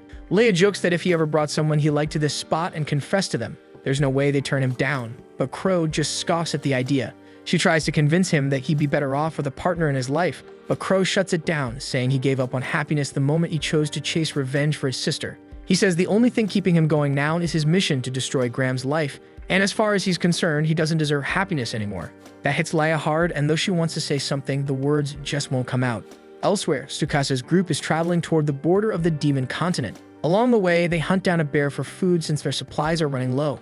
Afterward, they set up camp, and while some of the group heads off to search for vegetables and wild mushrooms, Jill starts placing magical alarms around the perimeter. Tsukasa and Asahina take a break and lie down to rest, talking about how Jules is going above and beyond to look after them.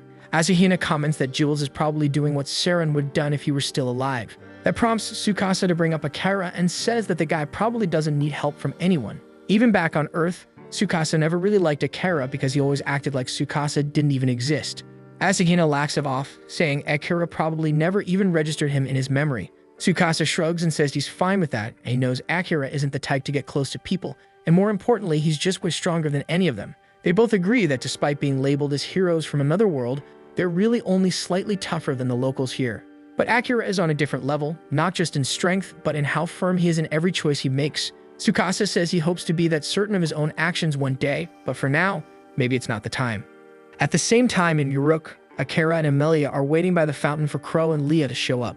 Amelia turns to him and asks if he's seriously going to go through with the assassination. Akira nods, saying there are too many reasons not to back out now. She tells him she won't stand in his way if that's really what he's decided, but she also points out that he doesn't seem entirely sure about what he truly wants. Akira asks her straight up if she'd end up hating him if he goes through with killing Graham, but she assures him that she never could. Still, she tells him she wants him to be able to live with himself and not make a choice he'll regret. Their talk is suddenly cut short by the cries of a young girl throwing a tantrum at a nearby stall, refusing to leave without getting some shiny jewelry. That sight pulls Akira into a memory of his sister, who once threw a similar fit when they had to move out of their childhood home. It was after their dad left to get milk and never came back, so they had to downgrade to a cheaper apartment just to survive. Akira also didn't hold it against their father since the man had been through hell, caring for a sick wife, raising 2 kids, and working full-time. Akira got why he might have hit his limit and walked away, but Yu couldn't let go of the house she grew up in. So Akira had to be the one to convince her that they had to stick together now, no matter what. They moved into the new apartment and Yu immediately complained about how cramped it was. Akira just smiled and told her it was the perfect size for the 3 of them. Later, when he cooked lunch, he burned it a little, but it still turned out okay. And both his mom and Yu ate it with a smile. They even suggested taking turns in the kitchen, deciding they'd work together from then on. At that moment, Akira felt like maybe everything wasn't lost after all. Snapping back to reality, he hears Amelia ask what he was thinking about, and he quickly brushes it off, saying it was nothing. But deep down, he knows that part of the reason he's still hesitating about killing Graham ties back to his family. He fears that if he ever returned home with blood on his hands, he wouldn't deserve to be with them anymore. Meanwhile, Knight and Laddie finally arrive at Uruk City, and Laddie's practically bouncing with excitement to explore. But Knight quickly kills the mood, reminding her they need to stay focused on the mission. She gets it though, he's here to gather intel on the guild to help Akira, and she tells him she'll pitch in too. But a few minutes after that, they're already in the bustling market, and Laddie's happily munching on a meat skewer, completely forgetting everything she just promised. She waves the skewer toward Knight and tries to get him to take a bite, but he just gives her a look and asks what their plan is for the mission. But right then Laddie points ahead and says she senses some valuable intel in that direction. She tells him they should check it out, and bolts off before he can say anything, forcing Knight to chase after her with growing irritation. Turns out, the direction she picked doesn't lead to any leads at all, and it just leads to a ferry. Laddie hops on, using it as a way to sightsee around the city while snacking. That's when Knight finally snaps and asks her if she's straight up ditching the mission on purpose. Laddie doesn't even take him seriously and tells him she is working, and by observing the city as they eat, she's learning things too, so Knight has no real comeback for that and just gives in with a sigh. She immediately turns to the ferryman, asks him to take her to the most popular tourist spot in the city, and at this point, Knight's too exhausted to argue. They eventually reach the central fountain. Laddie enjoys the view, looking completely relaxed, while Knight's sitting there defeated. She casually comments that the city really is beautiful, just like he told her during their journey. That line hits him hard, realizing he might let too much slip, and now she's milking it for all it's worth. Laddie keeps bouncing from one attraction to another like she's on vacation, and Knight's about to lose it. Eventually, he snaps and asks if they can finally get back to the actual mission, but right then, Laddie's eyes lock onto someone. She gasps and says this is their chance, and she dashes toward a guy and blurts out that he must be an adventurer since his sword looks way too fancy to be a fake. The guy looks thrown off but tries to play it cool. Laddie keeps rambling, saying she's heard rumors that the local guild is offering big payouts for special jobs. She asks him about those, and the man coldly tells her to forget it because those gigs are either shady or flat out dangerous. Most of them involve illegal work or messing with demons, and he straight up says he wouldn't recommend them to anyone. Laddie, of course, asks about the illegal stuff, and the man stiffens. He mutters that it's not something people talk about in public. Then his vibe shifts, and he starts eyeing her like a damn creep, and says if she's really curious, maybe they can have a private conversation somewhere quiet, and if she's willing, he might just tell her more. Laddie flashes the guy a sly grin and teases, asking if he's already fallen for her. The poor fool nods, totally smitten, only for her to casually shake his hand and tell him she can't date him because she's destined to be everyone's idol. Crushed, the guy slinks off. Laddie sighs, saying if she'd played along, she might have gotten more intel, but she refuses to toy with anyone's heart. Knight just stares at her, completely lost for words, but right then he gets an urgent message from Akira. Seeing that it's serious, Laddie offers to finally pull her weight for real, since Knight's been putting up with all her nonsense up till now. They immediately head off to scout Graham's residence, an enormous palace sitting right next to the city's church. Knight then notes how the palace even dwarfs the church and mutters that Graham probably planned it that way just to flex that he holds more power than the clergy. He then explains that the mission is to dig up proof of Graham's shady activities. Laddie casually mentions it'd be easier to do that after dark, and Knight agrees, but until then, he suggests they check out the Adventurers Guild while they wait. When they arrive at the guild office, Knight quietly wonders how the hell they're going to sneak in. But before he can make a plan, Laddie just strolls through the front door like it's no big deal. Inside, she spots 3 adventurers lounging around, and one of them immediately tells her to beat it because the guild's closed today. She shoots back, asking why they're here then if it's supposedly closed. The guy shrugs and says that the adventurers who do Graham's dirty work get special treatment, so they get to drink inside even on holidays. He repeats that she needs to get lost, but his partner stands up and says she can stay if she lets him have a little fun. Without missing a beat, Laddie tells him no woman would be into that garbage attitude and shoves him right back into his seat like it's nothing. The other 2 stare in disbelief when the big guy claims she pushed him down. But then they see the crack in his armor, and yeah, they shut up real quick. Laddie walks out like nothing happened and casually tells Knight she's got a plan. She leads him into a nearby alley with a perfect view of the guild's roof, pointing out something odd. The rooftop doesn't match the layout of the rest of the building's one-floor rooms, so there's clearly an extra space built on top. Knight narrows his eyes and agrees it looks like there's a hidden chamber up there. But before he can say another word, Laddie grabs him by the arm and yeets him straight toward the building. He slides in through a ventilation shaft and lands inside the secret room, which turns out to be very real. He digs around and finds some documents, exactly the kind of proof Akira needs. He grabs the files and heads out to meet Akira. Once they link up, Akira thanks both him and Laddie for a job well done. Knight grumbles under his breath that the whole thing could have been wrapped up way sooner if Laddie had taken it seriously from the start, but she just laughs and playfully tells him to quit whining. At the same time, Akira starts flipping through the documents, and inside are records of booster production schedules, supply routes for the core ingredients, lists of different species kidnapped and sold off, shady deals with demons, and mercenaries being leased out to foreign kingdoms. After scanning through the files, Akira turns to Crow and confirms that everything he said about Graham checks out. Crow smirks, proud of himself, and says he's not the type to lie. Still, he gets why Akira had to see the truth firsthand before accepting a high-risk hit job. Akira nods, but then says something about this feels off. Knight asks if there's something wrong with the documents, but Akira shakes his head. They seem real. In fact, they look way too detailed to be forged, but what bothers him is how easily they got their hands on it. Knight explains that they were hidden in a secret room above the guild, and no one would guess that spot. Even so, Akira remains uneasy. Laddie chimes in too, saying it feels weird. Graham doesn't strike her as the type to leave damning evidence in such a convenient hiding place. While everyone's deep in thought trying to figure it out, Crow casually says that Graham wanted someone to steal those files, and that's why he left them in an easy-to-discover location. And he's not just guessing, as Graham actually summoned 4 people to his dark private office.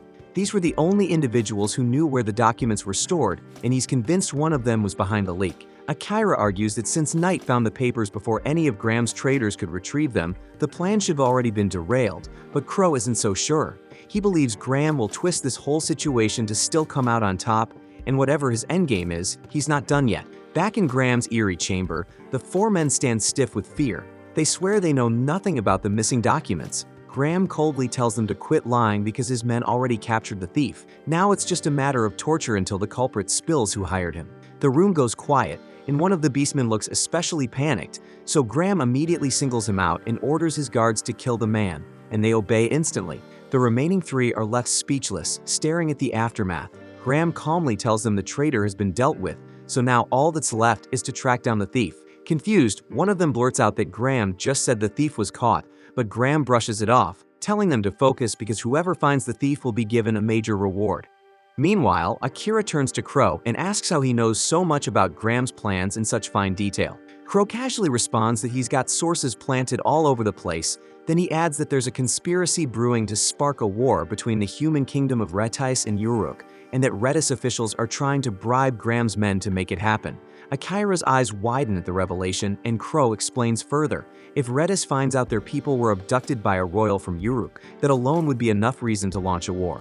Akira tells him to wait and demands to know why Retis would even want a war with Uruk, especially since Uruk is clearly stronger. Crow tilts his head and calmly asks if Akira doesn't already know, Retis' king is trying to bring his dead wife back to life. That line hits Akira like a bolt of lightning, and suddenly it all clicks.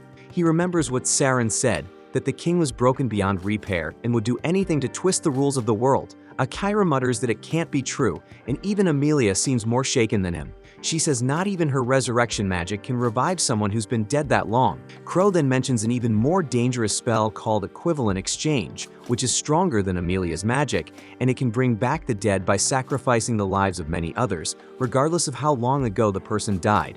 Now everything makes sense. Redis wants war so they can use the mass casualties as fuel for the revival. Akira's hands tighten, trembling with rage, and he tears the documents apart, but Crow calmly tells him that all this does is delay the war. He insists it's inevitable, and once it begins, Akira's classmates, summoned as heroes, will be the first ones sent to the front lines. Akira growls that he doesn't care about those classmates, but he refuses to let innocent people die for nothing. Crow then tells him straight that their fate is in Akira's hands now, and that's when Akira realizes that if he can kill Graham, he might be able to stop the war entirely and save countless lives. Before the mood can get any heavier, Laddie suddenly jumps in and says she's got valuable intel too. She announces that one of the city's restaurants is offering special meals today, and a bookstore nearby has a 70% sale. She grins and says that since Amelia loves food and Akira's a total book nerd, this is the perfect excuse for them to go on a sweet little date. Amelia smiles, thankful for the mood shift, and after some convincing, Akira agrees to go out and clear his head.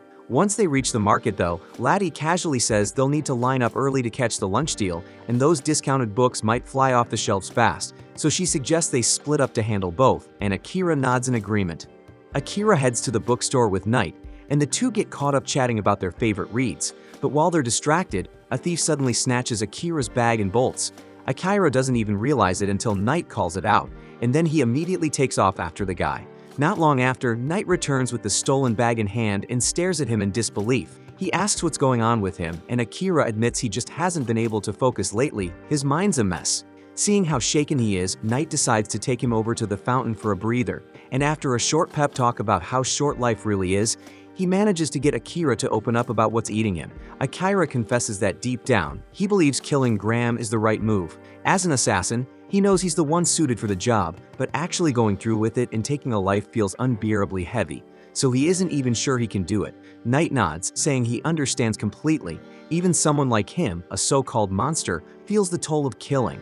Taking lives chips away at your soul, piece by piece, until there's nothing left. He says he doesn't want Akira to end up like that, but still sometimes you have to kill the enemy to protect the people you care about. Akira knows Graham has to die, but his heart won't let him pull the trigger yet. He thinks his hesitation makes him weak, but Knight shuts that down fast. He says Akira is strong because he gave him a second chance at life. He adds that if Akira truly can't go through with it, then he will take Graham out himself. Akira quickly refuses, saying that if he made someone else carry that burden, he'd be no better than scum.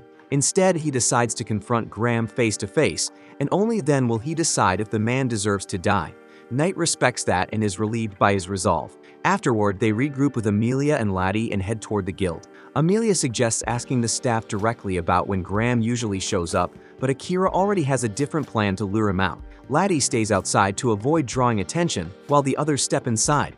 Inside the building, they run into an adventurer who gruffly tells them the guild is closed and asks what they want. Amelia shoots him a cold glare and says they're not here to waste time talking to nobodies. They just want to know when the guild master will arrive. The adventurer Raul doesn't take that well, and he starts getting aggressive, ready to throw hands, but Akira steps in and stops him, and before anything escalates, a receptionist named Karia, confined to a wheelchair, rolls in and stops Raul, recognizing Akira immediately. She tells Raul to stand down, explaining that this man is none other than the famous silent assassin. Raul's entire attitude changes in an instant.